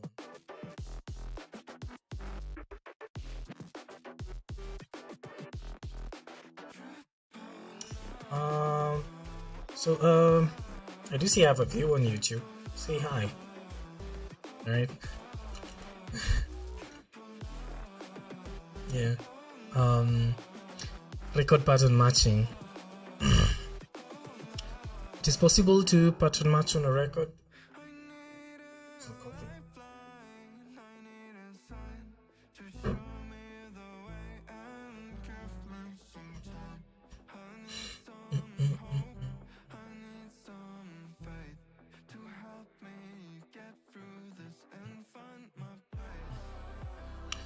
Okay, so it's possible to pattern match on a record. This allows for the extraction of multiple field values from a record into distinct variables, similar to matching on a tuple or a list.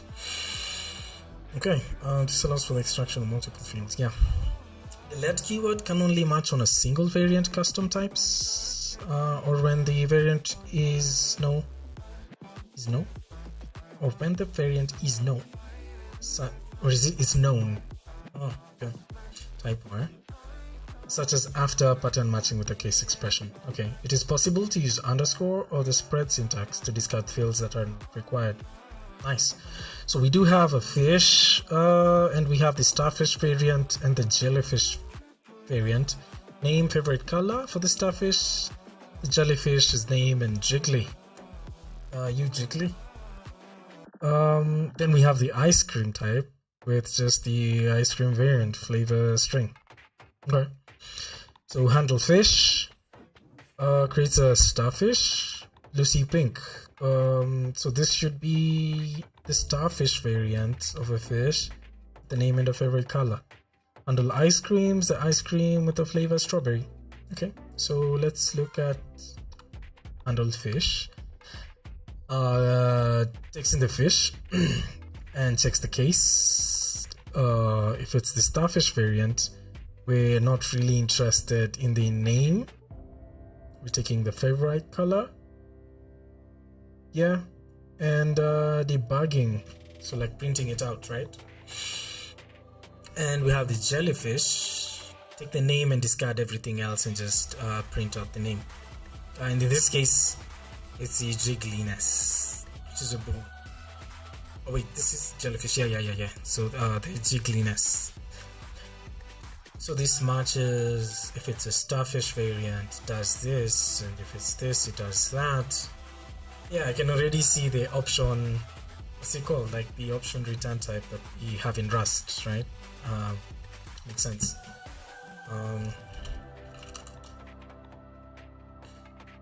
Okay, let's go. Let's continue. See what's going on. Bam. So let's look at handle ice cream. So ice cream only has the flavor. So strawberry handle ice cream matches that. Let ice cream flavor equals to ice cream. If the custom type has a single variant, you can destructure it using let instead of a case expression. Oh, okay. Okay, so the structured element becomes this. Nice. So it like takes it and then just gets the flavor, and yep, has a single variant. So if this single variant also had something else, like say color, that's a string, and we come here with the main, so we do like strawberry and it's pink flavor. This call accepts this additional label arguments. So here we do like flavor and like discard that, or want to? Yeah, nice. So we can discard it and then we can just do that. We could also do like ice cream, not use that, and then take like color. And this is ice cream. You can't ignore it with an underscore. Oh yeah, okay, so since it's never used, and then we can debug color. Yep, makes sense so far. Cool stuff. Yeah, let's move on. See what's we have next.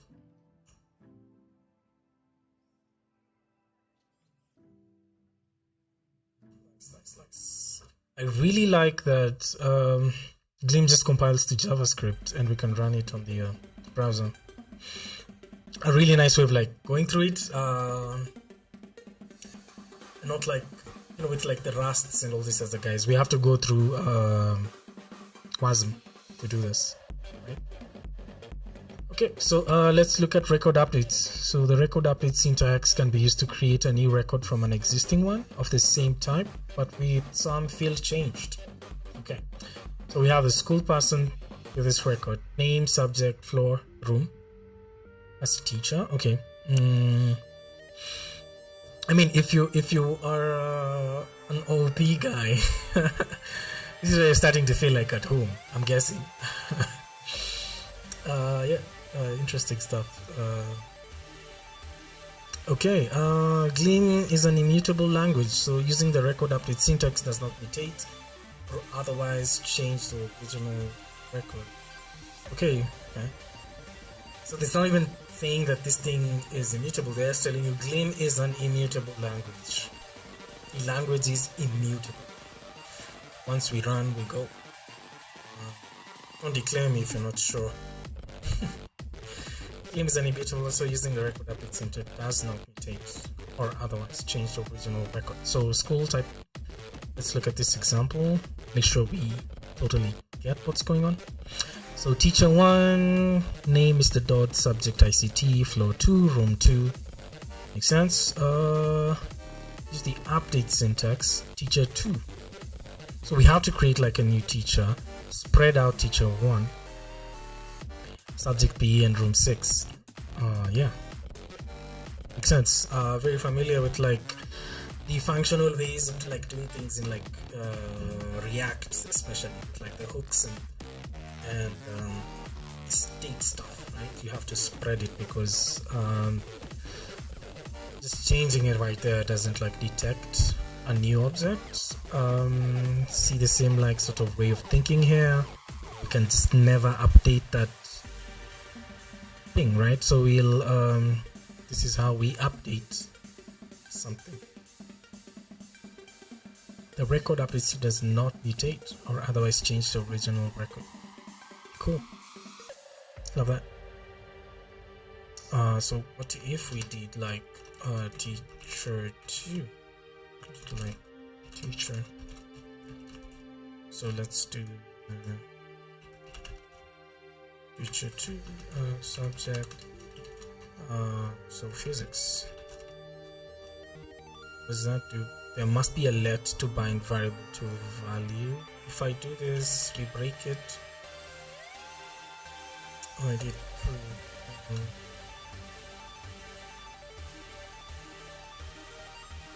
So it can sort of, what's this, like calls another thing? Interesting.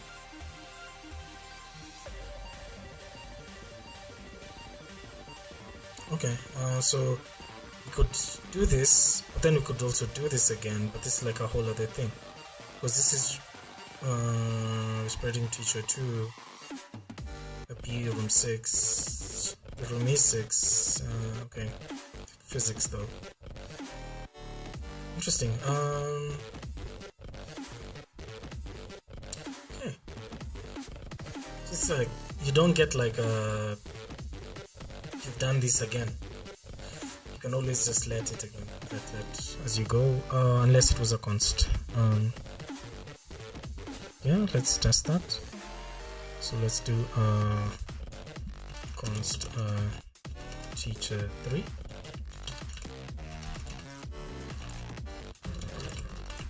Teacher 1, subject PE, room 3.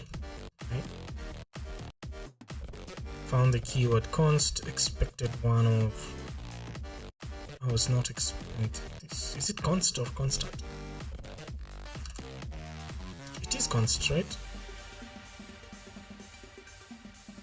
So const greeting. Hello. Okay, so this just can't work here. Is that what you're telling me? Oh, this private constant is never used. Okay, so interesting. Okay, so this has to be like a top level. Can I like do that const greet? Hello. They're not expecting this inside like the function, so that just needs to be outside. Sense. Okay, that's how we update. We could just continue updating it as we go, I guess. Let's look at generic custom types.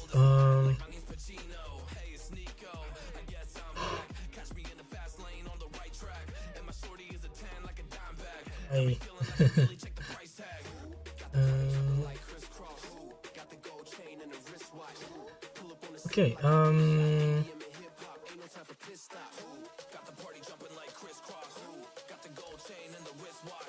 generic custom types.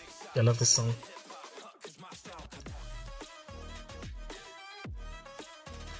Alright, so generic custom types. Okay, nice. Some in and none. Yeah, the option type. Like functions, custom types can also be generic, taking contain types as parameters. Here, generic option type is defined, which is used to represent a value that is either present or absent. This type is quite useful. The Gleam option module defines it, so you can use it in your Gleam projects. Cool. Pub const name option string, some Anna, an option int, some. Good. Okay.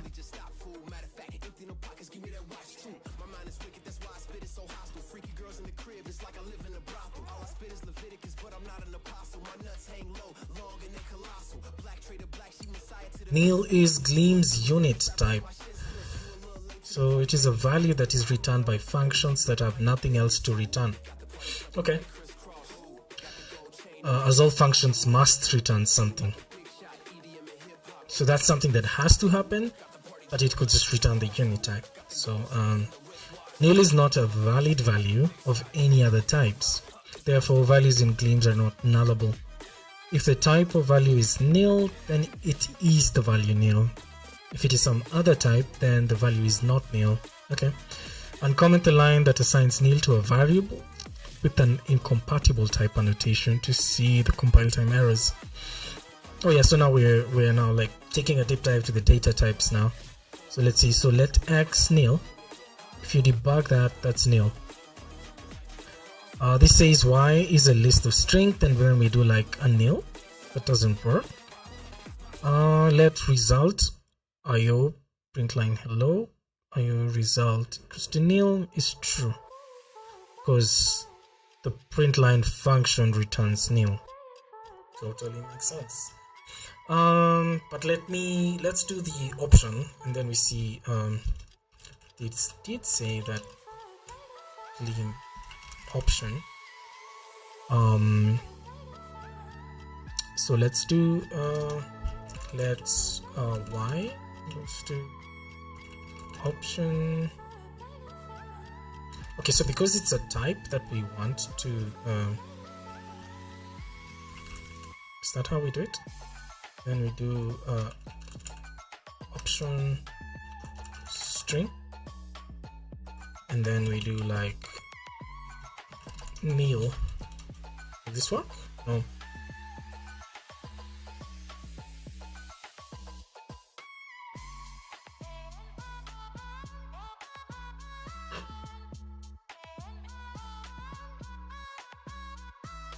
Type. Oh yeah, so we have to write type, right? Okay. Expected type option string, found type nil. So how do we do this? Like none?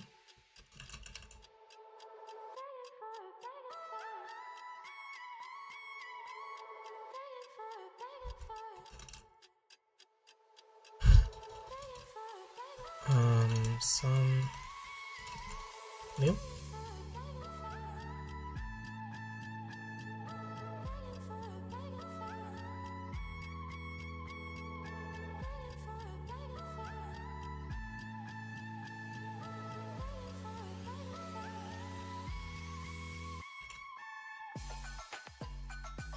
The name sum, is it here? Let's see.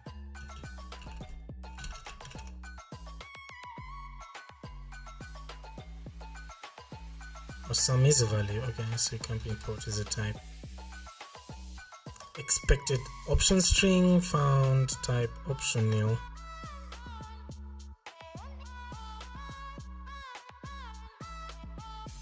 So we'll do this. Expected arguments. How do we okay, so okay, nil.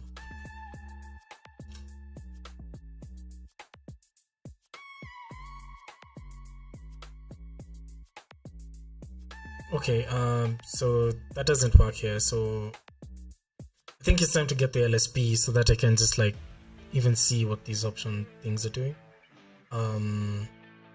Yeah, because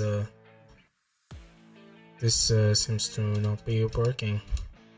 Okay, so let's just move on this. Okay,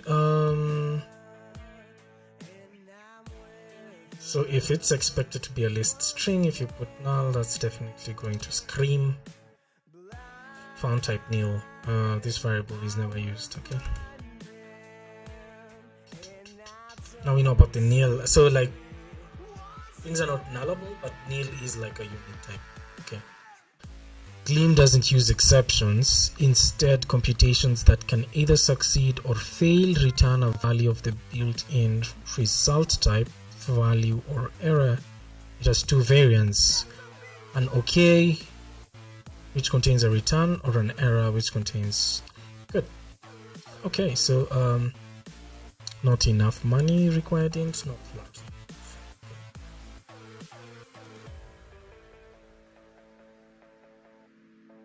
The result is either an integer or a purchase error, and then you can define your different types of purchase errors. So if you're lucky, not enough money, or not lucky enough, stuff like that. Okay. The type is a generic.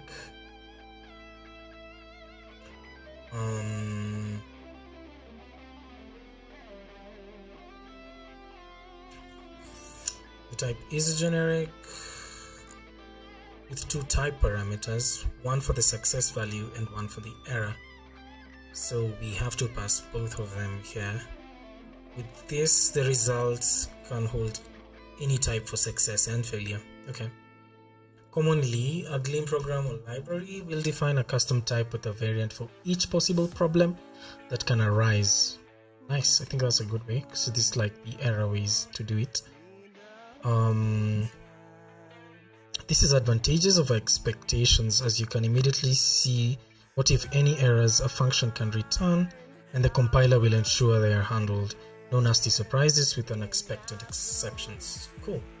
A result value can be handled by pattern matching with a case expression, but given how frequently results are returned, this can become unwieldy. Gleam code commonly uses Gleam result standard library module and use expression when working with results, both of which will be covered in later chapters. Yep. Okay, so IO debug by pastry. Our by pastry takes in the money, which is an integer. So we do a case. So if money is greater than or equal than 5, return true. But then we do a case. Random 4 if equals to 0, then it's a true. Not lucky enough, or a false. Okay, money minus 5.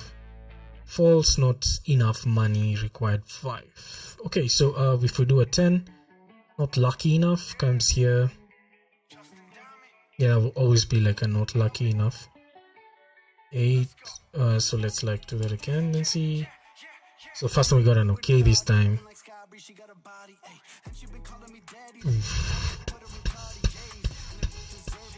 So it was greater, true, random. Okay, so the random like was 0 this time. So, oh no, it was not 0.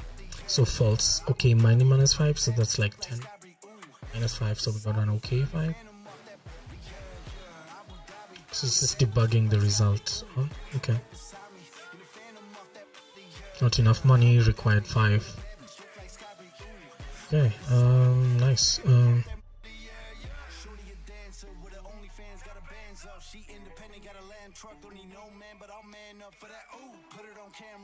So if this is true, we do like another case thing inside, so we can like chain our cases. Okay, so like the same way we could come here and instead of okay money minus 5 for now, we could just have like another case and be like money like let's say modulo 5 0, and then if it's true, we can now return okay of like money minus 5, and otherwise like let's say an error which is not lucky enough. Should this be okay? I was not expecting this. Expected one of oh, so here I'm supposed to write like false. These are all the cases. Nice. So yeah, so like you see, you can just like nest those cases. So this being an okay says that money was greater than 5. True. The random int was 0. Oh wait, was not 0. And money was is divisible by 5 for sure. And money minus 5, forget 5. So money was 10 for this whole. It's really lucky to get all the way through this as well. So I think the number was 5. Okay, I see that. It's really nice. Reminds me of Rust, definitely. The math statements and stuff. Yeah.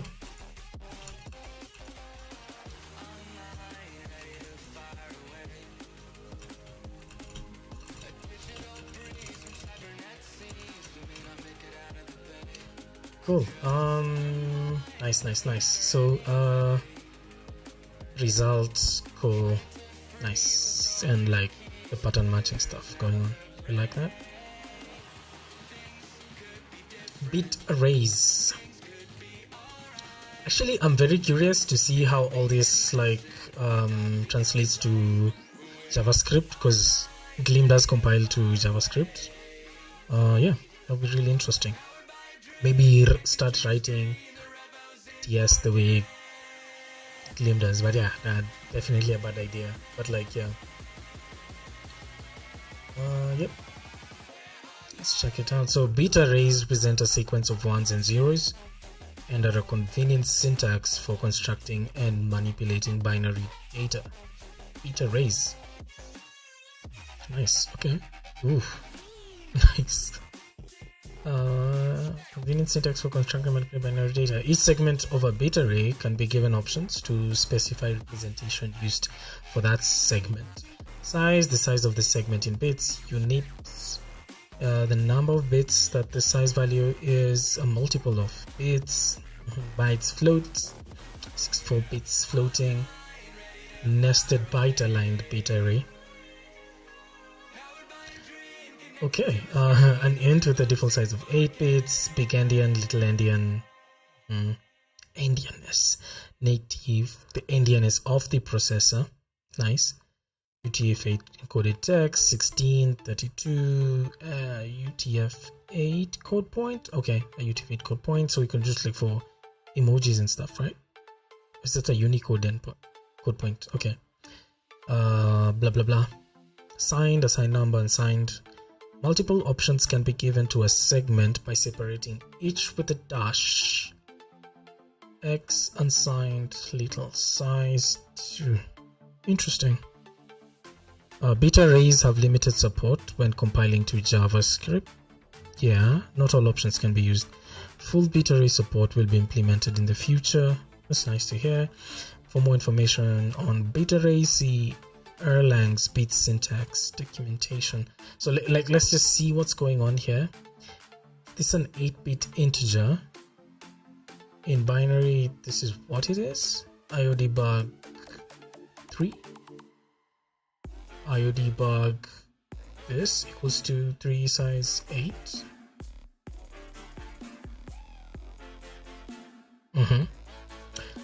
So this just like now becomes this in binary. Interesting. 16 bits.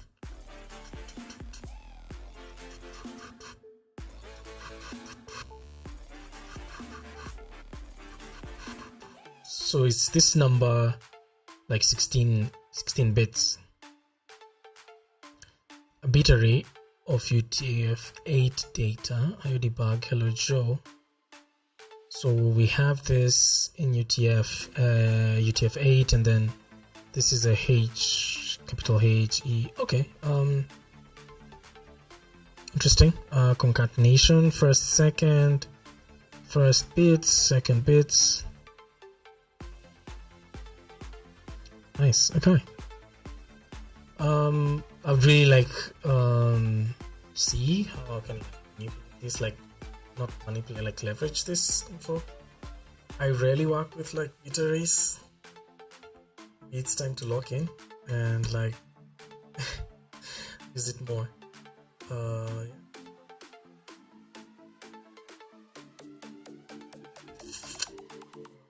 Okay. So now we're looking at the standard library. We've made some progress, definitely. Let's look at how far in the tour we are. We're just done with data types, so now we're in the standard library. Then maybe check out the advanced features and hopefully start building soon with our newfound knowledge.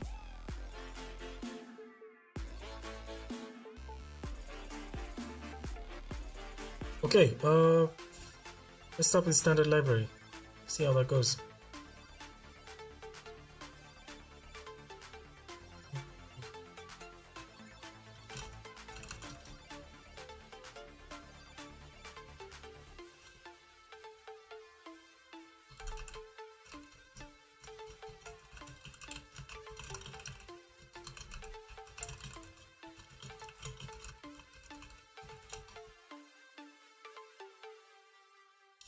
Okay,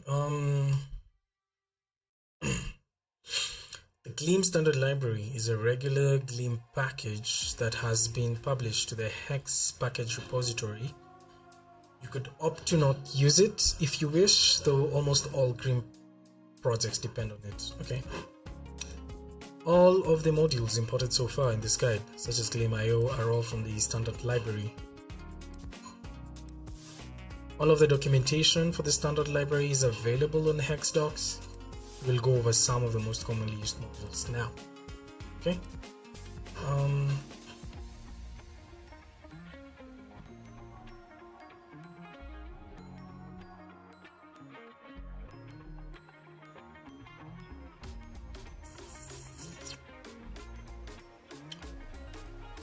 So this is the IO.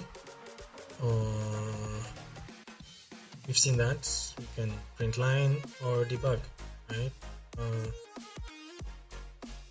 So the list module, Gleam list standard library module contains functions for working with lists. Okay. So let's look at list.map. Awesome. So map, we pass the list and the function. Right, which could also just be io.debug, list.map.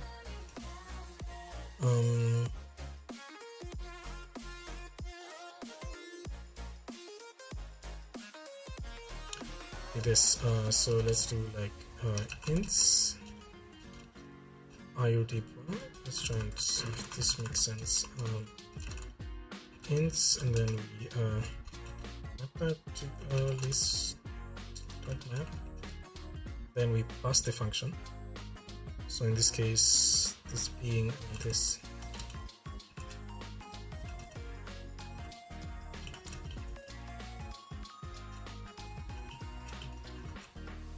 Does that work? Yep. Nice. Yep. It's a nice way of looking at it. I wonder what the formatting looks like for now. Yeah, I think since I've seen that, like, you know, doing this, we have our piping stuff. This just makes more sense. A filter takes anything that returns true. Same. Fold. What does fold do? 15. Is this like the reduce we have? So we have the number. So that's 0. The count E, and then it's just okay. So this is folding. See that? Okay. How can I do this? Actually, this is also not the best way to do that. So let's just remove the debug here. Do this and have pipe that to debug. Okay. Yeah. So let's rip this. So this is ints. Then we pipe that to list.filter, which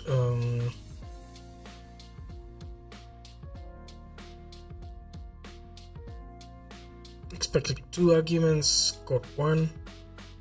That was the ints, and then we interesting.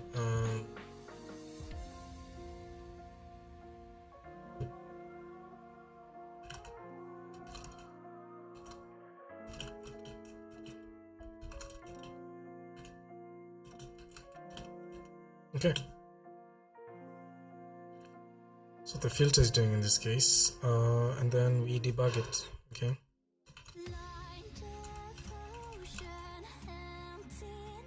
Okay. So let's see how we do the fold thing. Okay. Yeah, let's see how we do the fold thing. So we would have our ints for sure. Pipe that into list fold. Expected type this, font type list BC.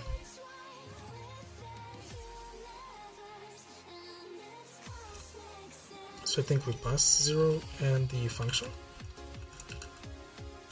So this being like the current, then we do like C plus E. Intuitively this should work. Yeah, so it's folding it starting at 0, and IO debug. Okay, so I wonder if having a space or no space is the convention.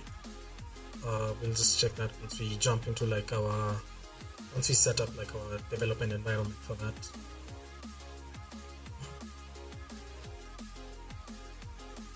Okay, yeah, looks good so far. Yeah, this one debug list find does this. IO debug list.find ints fn access creating that. Okay, for error nil.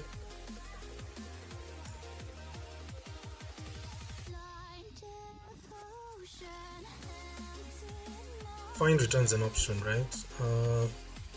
Okay.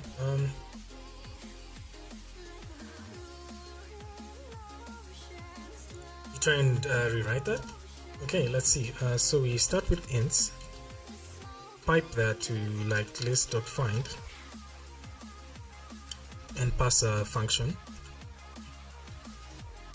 right? In this case it's our x, and then we could do like x is greater than 3, and then we could IO debug this to see.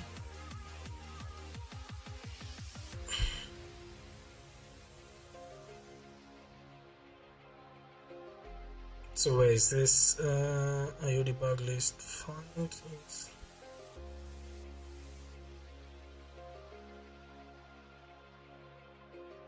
Oh, this the result value. So what, like where? Okay.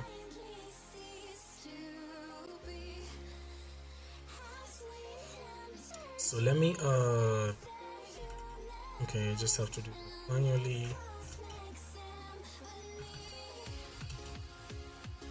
Okay, so this just debugs return type, which is an okay. Nice. Okay. In this case, what was happening?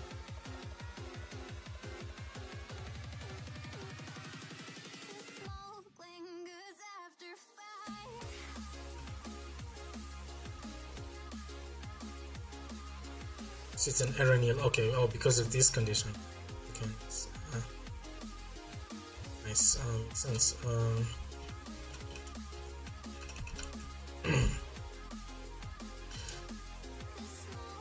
Loving the piping.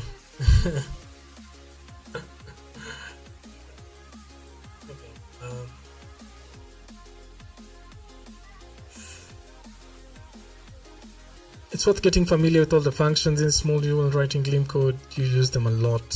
Find returns. Yeah, so this is the list stuff. You'll definitely get used to that. You get a chance to just look into the list. Love the fold. It's like my reduce. Makes sense. I don't know if this is the best way to write it. I think it is. Okay, yeah.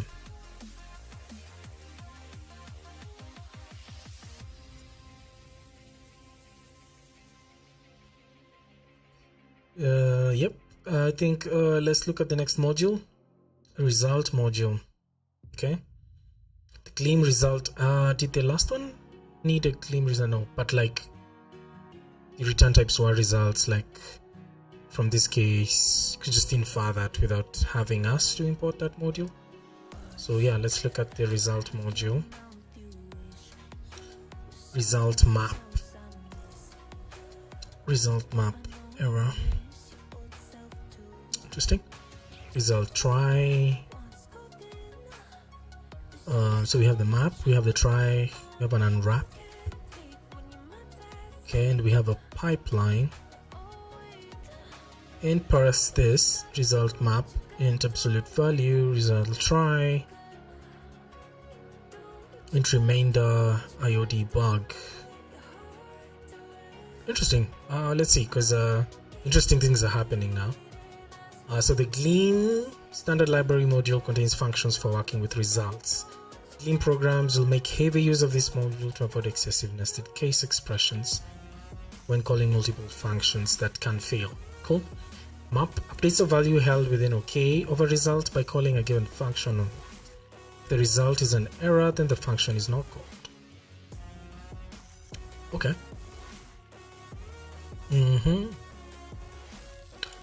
Nice. So like once we get the result, we could map it to that, and I guess the map here is just like a hash map kind of thinking things.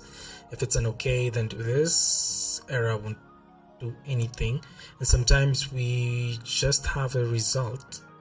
So in this case, if I can have a let result goes to something like 1 2 3, and then I like sort of pipe it to like a list. Okay, I need to import right, and then we do like a list find, expected 2 arguments, what one, so it did get the first one. I wonder if this is how I'm supposed to write it or that. I don't know.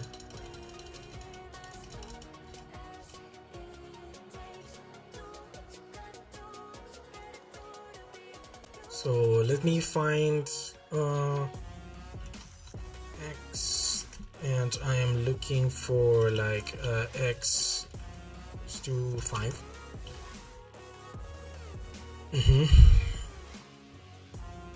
And then let me just debug that.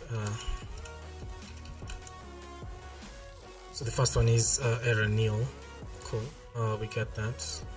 So I could just do like an io dot print line.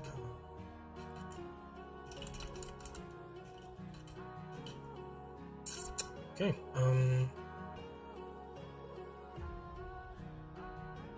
So how about just do this instead?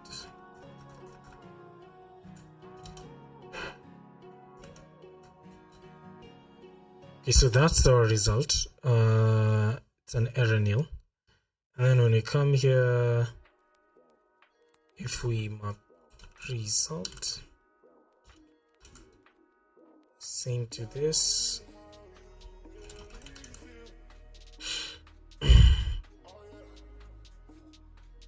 All this is like error nil.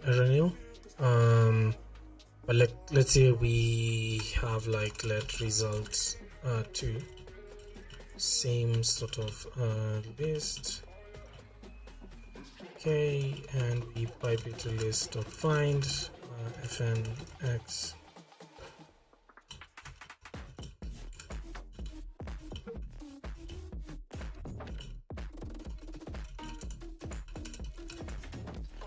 Okay, so in this case we get an OK 2, and then if I pass result 2 here,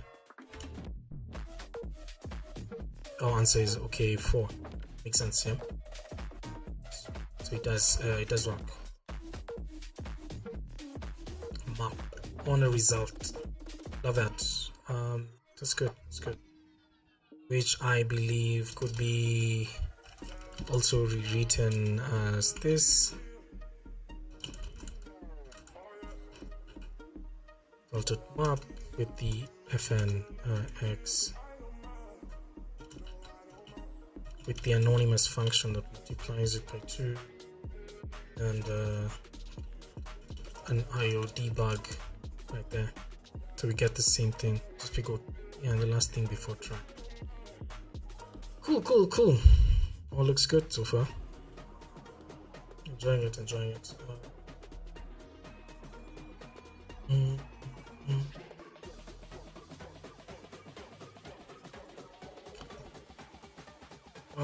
So that's we've looked at map. That's what we're looking at. Just maps the result to either an error or a result, and only does this if it's okay, like error or okay.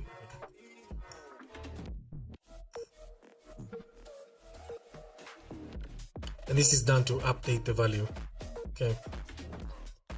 Try runs a result returning function on the value held within OK over results. Okay. If the result is an error, then the function is not called. This is useful for chaining together multiple function calls that can fail one after the other, stopping at the first error. Cool. So let's look at try. So try OK1 int parse, try OK no parse, error nil int parse. Cool. The first one does work. The other ones don't. Okay. Nice. So since we're like doing a lot of chaining, so I think this will be good. So we could have like our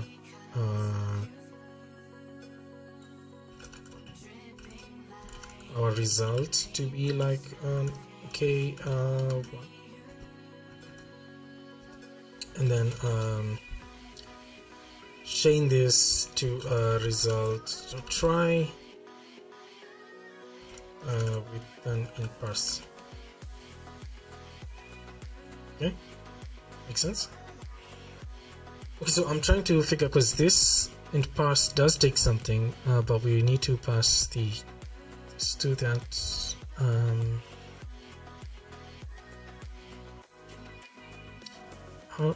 Okay.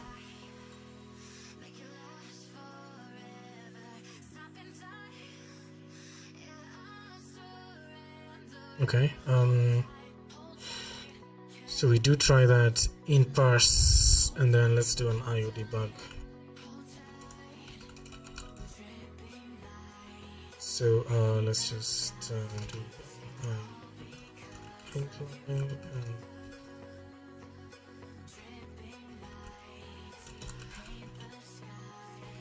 our try. So we see what we get. Yeah, so this is okay, one that has been debugged.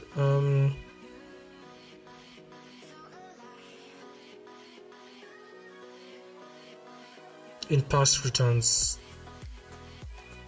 a result. Okay, so let's see. Let's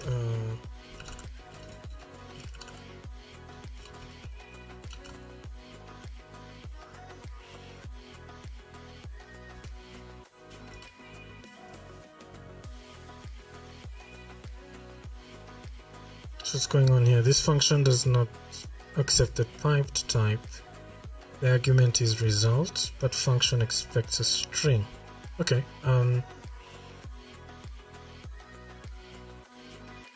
Okay. So so parse expects a string, not like a result type. So what if we? So in this case, we start with one. Right. We parse it.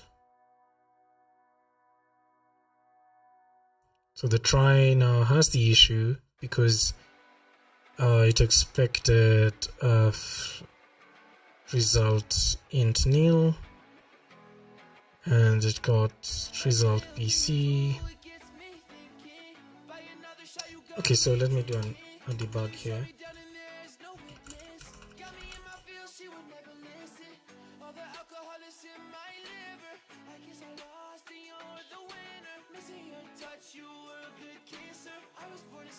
Okay, so our try, so that we get an okay. Right, so the first worked, we get an okay, and then we need to do a result try. Okay,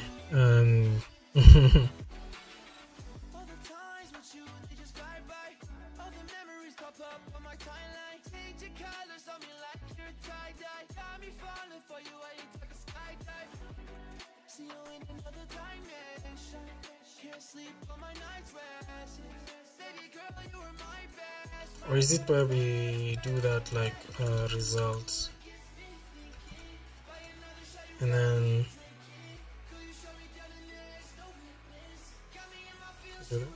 capture?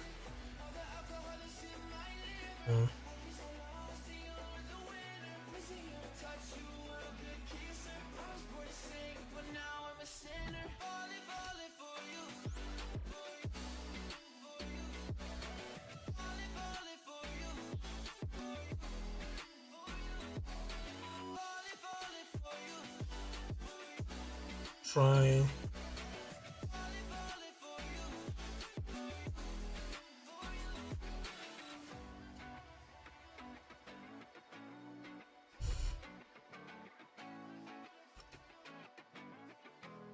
Interesting stuff going on here. Still, maybe I'm the one overthinking it, right? Because if we just did like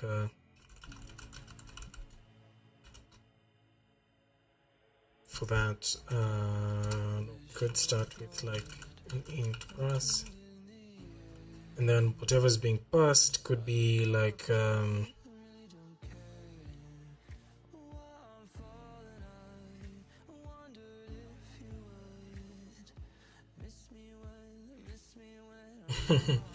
it did get 1, and what it got was this result.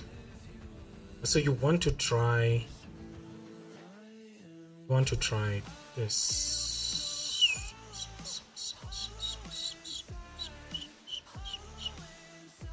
So if we try, the problem is this, and then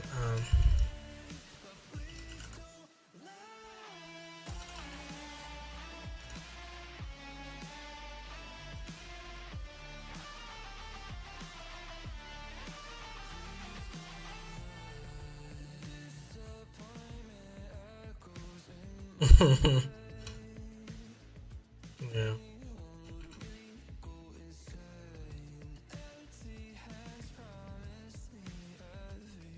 Yeah, I'll just have to figure out how to pipe that another way, but yeah.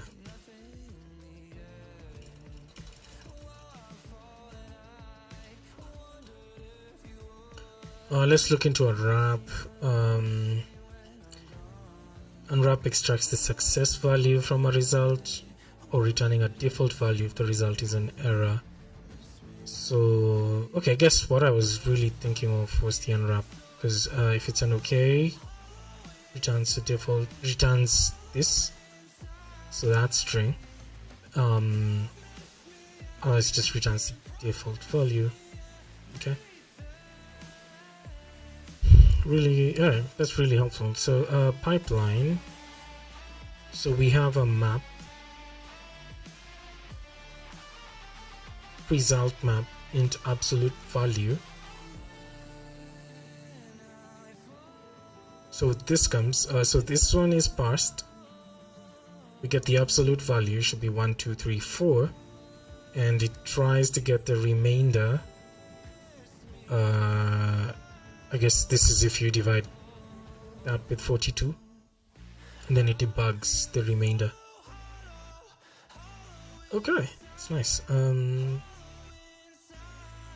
Yeah, so you see the way they still like wrap it like that. I guess that's just how we go with that. So we have a map that returns an okay for us.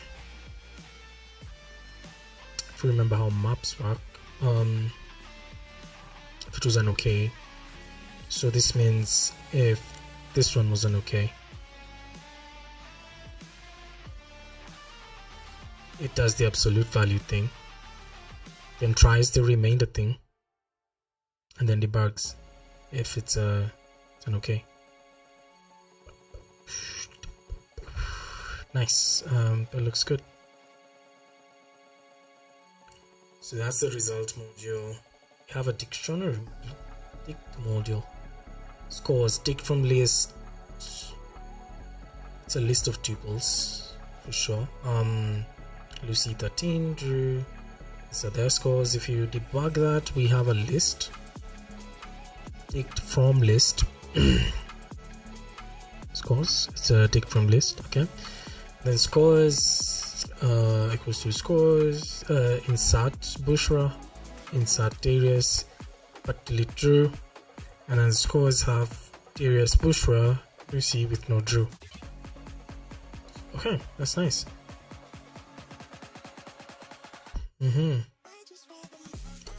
Keys and values which other languages may call a hash map. Okay.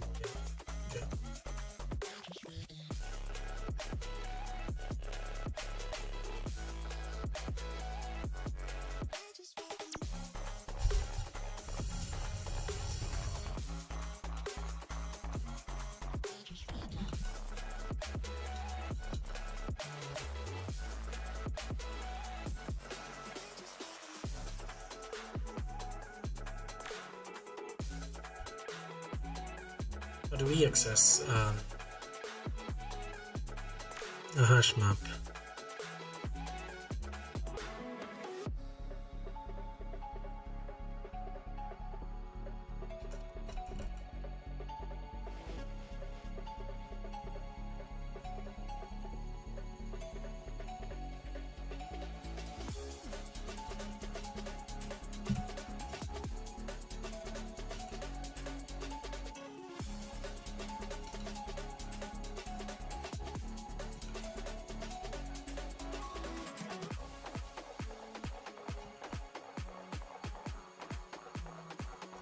Yeah.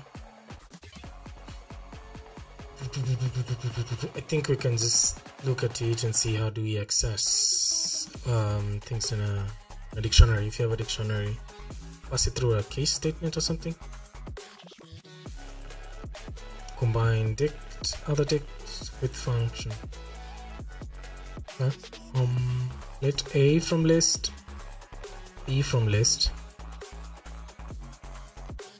So this is from list. Yeah, this is what we're looking at. Combine takes A, which is a dictionary, B, another one, one other, one plus other. This is from list A, B, C. So we have A, B, C. A is 2. Drop each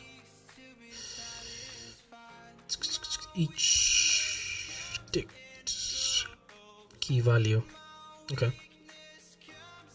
so we have to like sort of iterate through it, keeping predicate key value is not equal to 0. So okay, cool. From list key value true, everything. Oh, we can also fold a dictionary.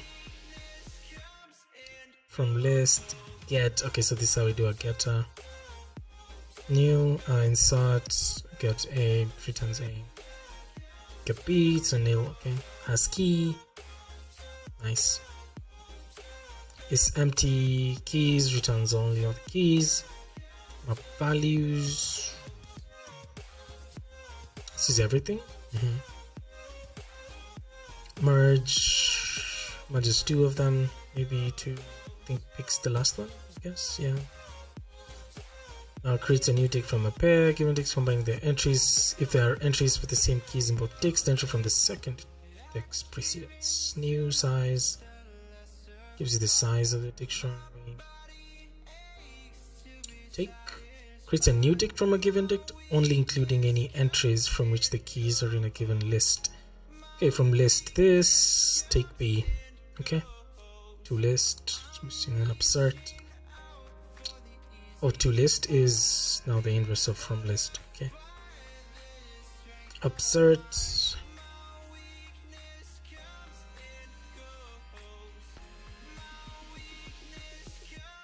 Creates a new dict with one entry inserted or updated using. Okay, cool. Values returns the values. That's nice. I think that's good. Enough stuff to work with. The option module. So we have the type option, none, and some. Yeah, I think I really wanted to see this. So person name, pet, option string. It's optional. So person with pet, you do that, but you have to wrap it with a sum as you do that. Person without pets, just put a none. Okay. Makes sense. Pet is none in this case, so it's not like it doesn't exist, just tell you it's a none. Yeah, the option type is very similar to the result type, but it does not have an error value. Some languages have functions that return an option when there is no extra error detail to give, but Gleam always uses result. Okay. This makes all fallible functions consistent and removes any boilerplate that would be required when mixing functions that use each type. Cool, love that. Opaque types. Yeah, I've heard of this term before in TypeScript land. Yeah, like when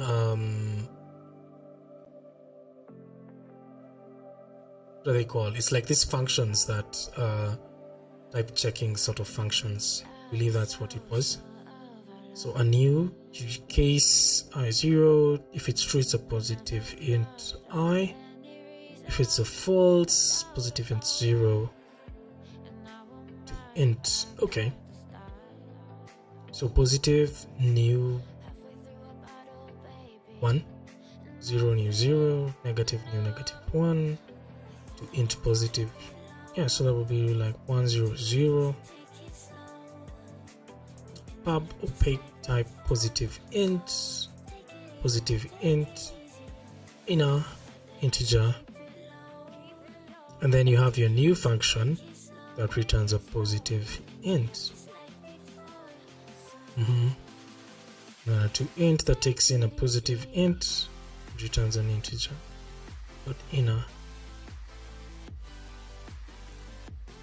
Okay. So this is difficulties that with smart constructors. A smart constructor is a function that constructs a value of a type, but is more restrictive than if the programmer were to use one of the type's constructors directly. This can be useful for ensuring that the type is correctly used. For example, this positive int custom type is opaque. If other modules want to construct one, they have to use the new function, which ensures that the integer is positive. Okay.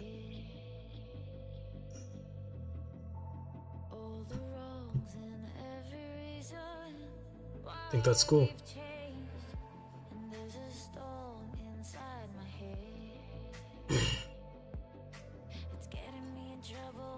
Yeah, so we're now in use. Is this still? Oh, we're now in advanced features. Oh, big types was an advanced feature. It's cool. Let's see, use sugar to do panic. Let us start. Yeah, and we call it like a Gleam tour in a day. It's nice. Been streaming for quite a while now. Almost 3 hours. Yeah, let's see how that goes. So Gleam lacks exceptions, macros, type classes, early returns, and a variety of other features.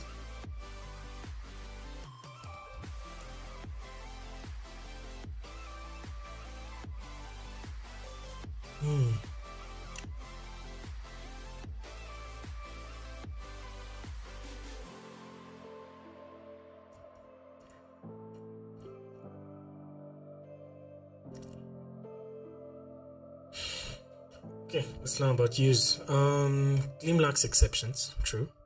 We've had that, but so our way of doing it was like returning a nil or the option result type an error. Let's see how that goes.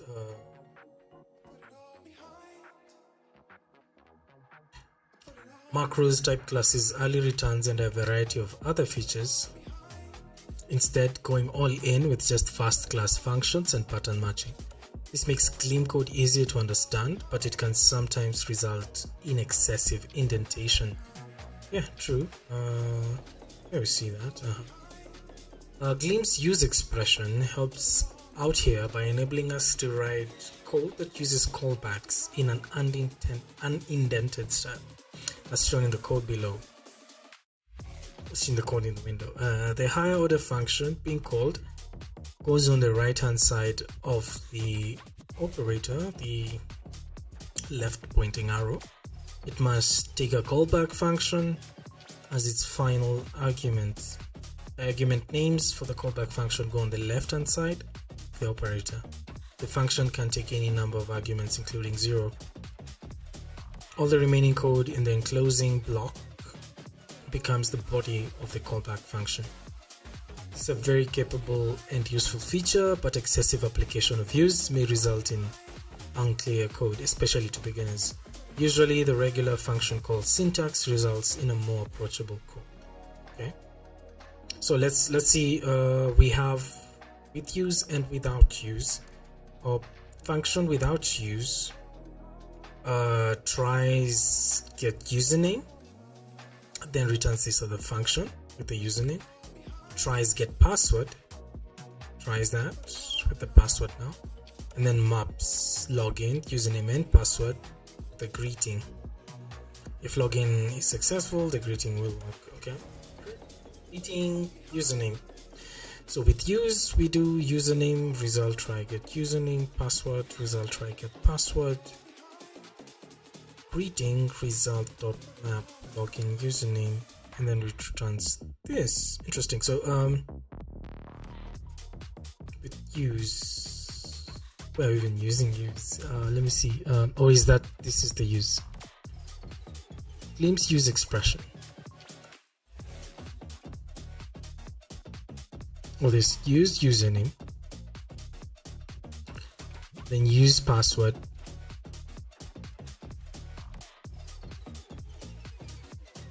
password bill. You can see that get username started with the username.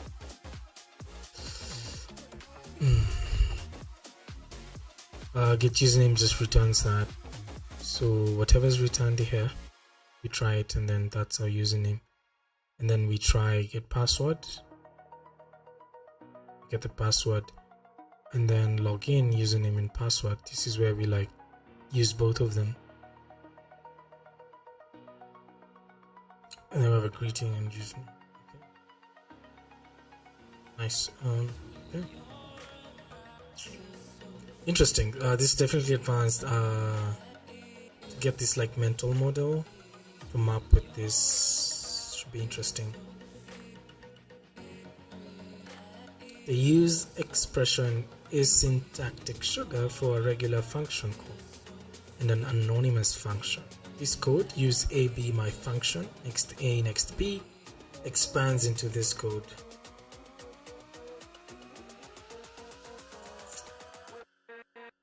My function fn a b next A, next B. Okay. To ensure that your use code works and is as understandable as possible, the right hand side ideally should be a function call rather than a pipeline or other expression. Cool. Which is typically more difficult to read, so you have to just do your function. Okay? Use is an expression like everything else in Gleam, so it can be placed within blocks. So let x should be the greeting that we're like really looking for, like the greeting username, hello username. So this is like, you know, welcome Alice. So try get username, this case x, you're printing. Okay, greeting.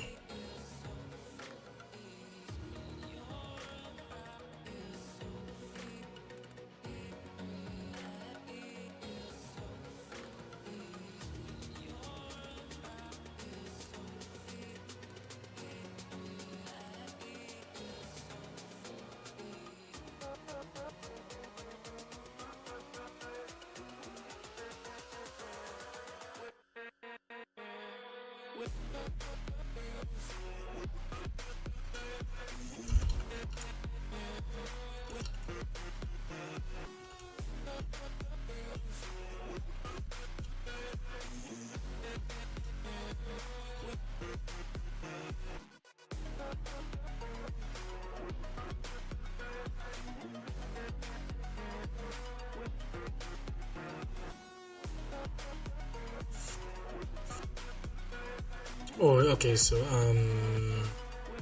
X is what we're looking for, and it will just be like the name. Okay, EC.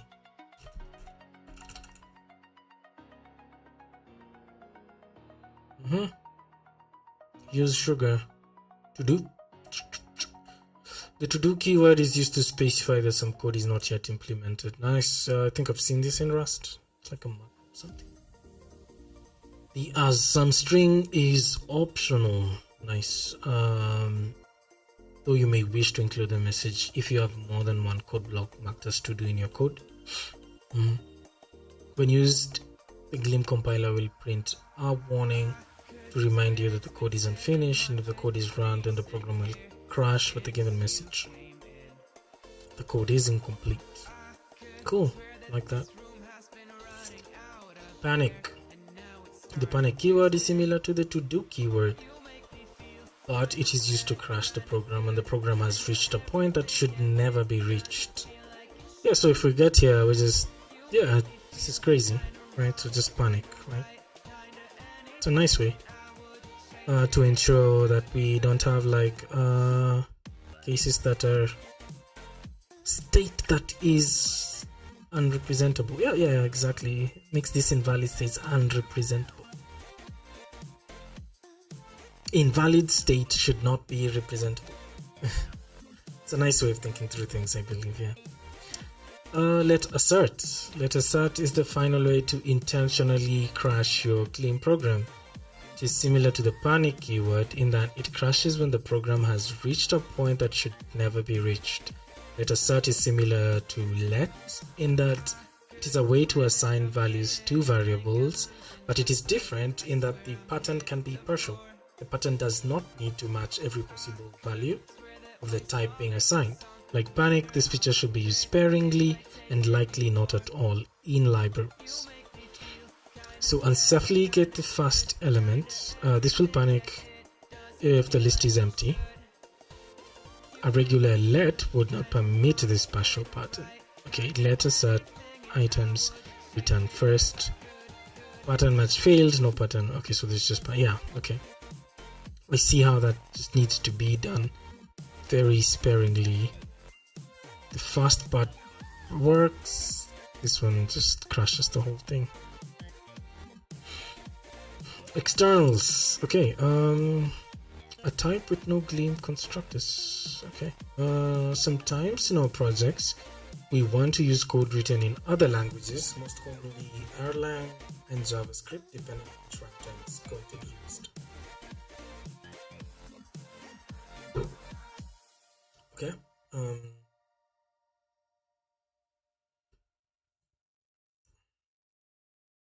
so let's have a look at that.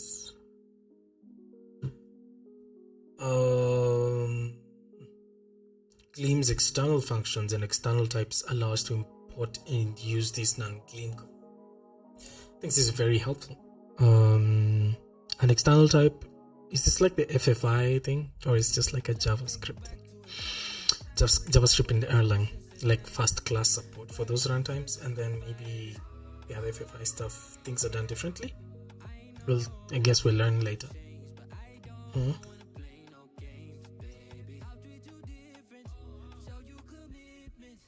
Okay, so an external type. Gleam does not know how to construct it, shape, etc. Just know that it exists. Okay. My package ffi.mjs now pub fn now returns date time. The now function looks like this. Return new date. Okay. Debug now will debug JS with that thing. Okay, nice. So is one that has external attribute on it like this. So we have to attribute this now. I can write it and like what it returns, and then just give it an attribute. The compiler can't tell the types of functions written in other languages, so the external attribute is given. Type annotation must be provided. Gleam trusts that the type given is correct, so an inaccurate type annotation can result in unexpected behavior and crashes at runtime. Be very careful. Cool. External functions are useful, but should be used sparingly. Prefer to write Gleam code where possible. Yeah, makes sense. Multi-target externals. Multiple external implementations can be specified for the same function, enabling the function to work in both Erlang and JavaScript. Nice. So in this case, we have a daytime thing. I believe both of them are returning like the current dates. In Erlang, it imports the calendar and local time. JavaScript, my package ffi and now. And then we define that if we debug this, I think we're in the JavaScript runtime, so it's doing a JS state thing going on there. Okay, you should try to implement functions for all targets, but this isn't always possible due to incompatibilities in how I/O and concurrency works in Erlang and JS. With Erlang, concurrent I/O is handled transparently by the runtime, while in JS, concurrent I/O requires the use of promises or callbacks. Good. If your code uses the Erlang style, it is typically not possible to implement it in JS, while if callbacks are used, then it won't be compatible with most of Gleam and Erlang code, as it forces any code that calls the function to also use callbacks. Libraries that make use of concurrent I/O will typically have to decide whether they support Erlang and JS or JS and document this in their README. Nice. External Gleam fallbacks. External Erlang list reverse pub reverse list. Items takes a list, returns a list. Tail recursive reverse. Nice. And then we do tail recursive reverse.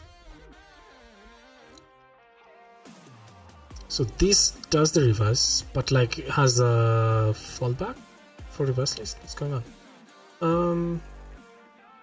If there exists an external implementation for the currently compiled for target, then it will be used. Otherwise, the Gleam implementation is used. Okay, makes sense. Makes sense. Yeah. If reversed exists, it's just going to use that. If not, it's just going to use this. This may be useful if you have a function that can be implemented in Gleam, but there is an optimized implementation that can be used for one target. Nice, nice, nice. For example, the EVM has a built-in list reverse function that is implemented in native code. The code here uses this implementation when running on Erlang, as it is then available. So it will find a reverse. If it is, it will just use reverse. So when we do this, it will implement reverse. Okay, that's really cool. Yeah, you use like the native stuff. Congratulations on completing the tour.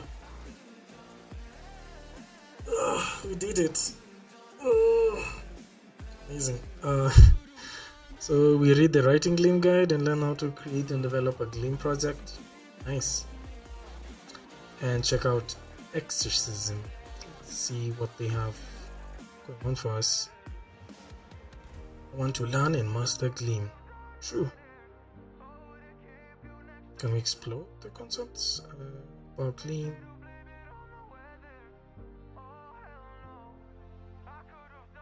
"26 concepts of basics, pools, ints, floats, modules. Gleam is organized." I love the design in this app. It's really nice. Case expressions, anonymous functions, strings. I think we've like sort of glossed over these things. Generics, labeled fields. We've seen that. Lists, options. Ooh, I really like how this tree goes. Recursion, iterators, or I think. Yeah, interesting. Iterators in Gleam are lazily evaluated sequences. Okay, constants, pipe operators, got results, got tuples. Tail call optimization. Let assertions, use expression, external types, external functions, opaque types, nil IO phantom types. I don't think we've not seen this. And queues. Queues in Gleam are immutable sequences of values that can be accessed quickly from the front of the app. Okay. Yeah. It's nice. Practice, explore the Gleam exercises and exercise. Classical introductory exercise to say hello about lasagna, learn basics of Gleam by following a lasagna recipe. About bulls by implementing the rules of the Pac-Man game. Betty's bike shop. And about modules by helping Betty to display her bike prices. All these look really good. Treasure chest. It's completed in progress. Available locked. Bandwagoner. Go. Learn usage of result by applying the rules of the game of Go. Oh, the game of Go. Okay. I scoreboard by the ranking. Gotta snatch them all. A trade. Trading card game. Okay, role-playing game, DNA encoding, learn about beta rays by encoding DNA sequences as binary data. This sounds good. Sounds good. Boutique inventory, learn about iterators by preparing an online fashion boutique for its big annual sale. Magician in training. Expert experiments, resistor, oh they do have tags. Medium, Pascal's triangle. Fourth, implement an evaluator for very simple substance. Fourth. POV. Reparent a graph on selecting. Interesting. And all these are like Gleam stuff. So if I click that, Gleam exercises. So a tree is a special type of graph. Okay, 0 to 3. Adaptation of exercise for foreclosure.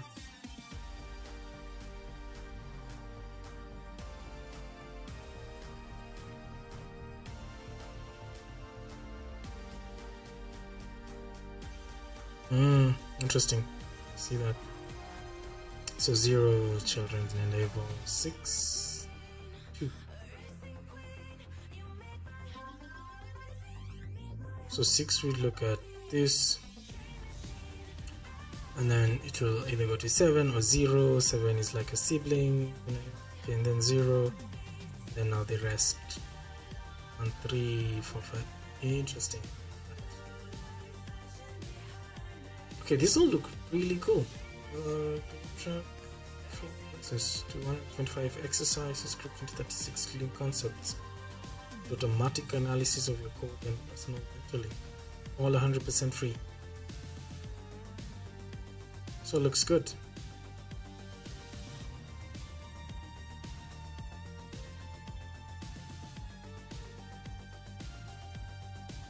Yeah, I think we could work on these exercises. Key features of Gleam, fault tolerance. Safe.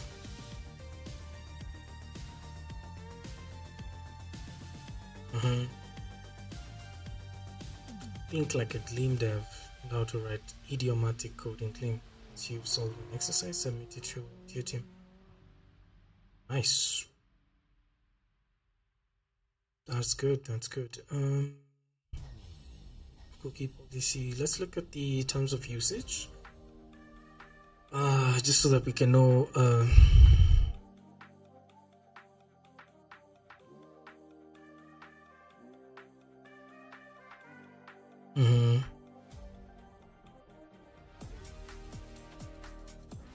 you agree not to share, upload defamatory, inaccurate content, share, upload any content that is unlawful, share, upload content that a reasonable person could deem to be objectionable, offensive, distressing, okay, impersonate any other person or entity, access the platform accounts of others without permission, make unsolicited offers, attempt to collect personal info, intentionally interfere with our platform security related features, use the platform for illegal purposes or in violation of any local state.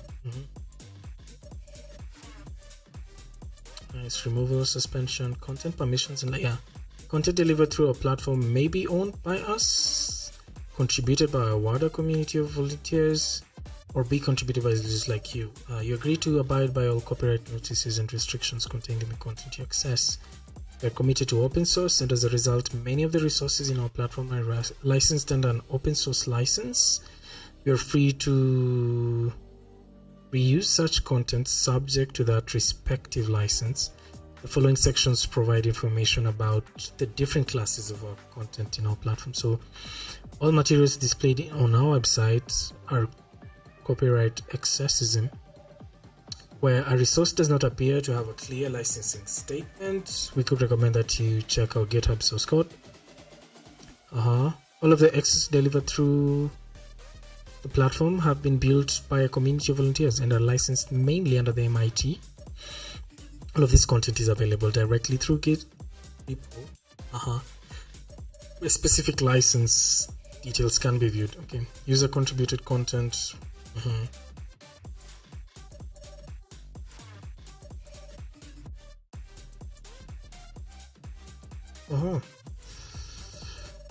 Any third party is using or adapting our content should attribute accessing as the source.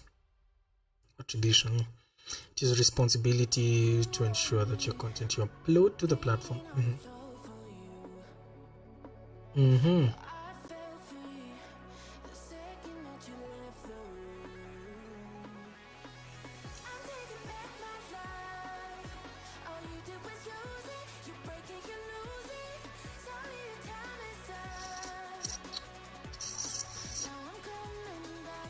Okay. I feel like it's mostly permissible. You have to like credit this as the source. I don't see like anything about streaming and stuff. Maybe talk to them a bit about that.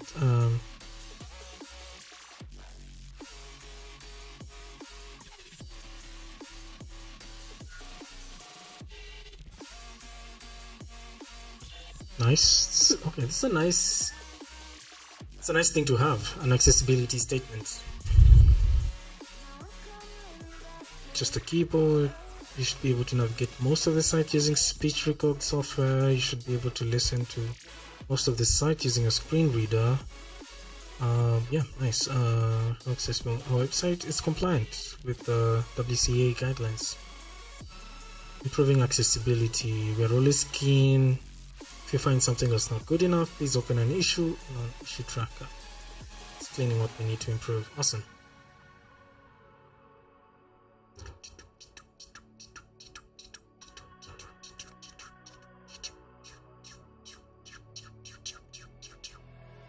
This is all good. I think we'll join this Gleam track, do a couple of things with it, and then see how it goes. So sort of exorcism. We're in. Yeah. So to just check this, guys. Oh, okay. I want to go to Gleam. Take me to the login thing. Okay. Here. Use onboarding. Okay.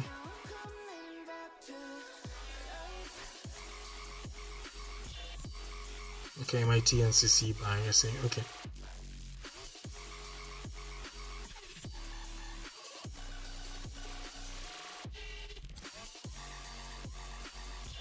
Yeah.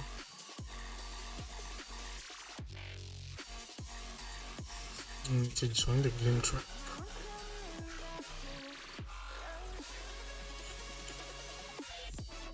Yep. Ton of exercises. Let's get a trophy. Ready to put your newfound language skills into use? Get 40% off Codecrafter's real world proficiency projects. Okay, so cool.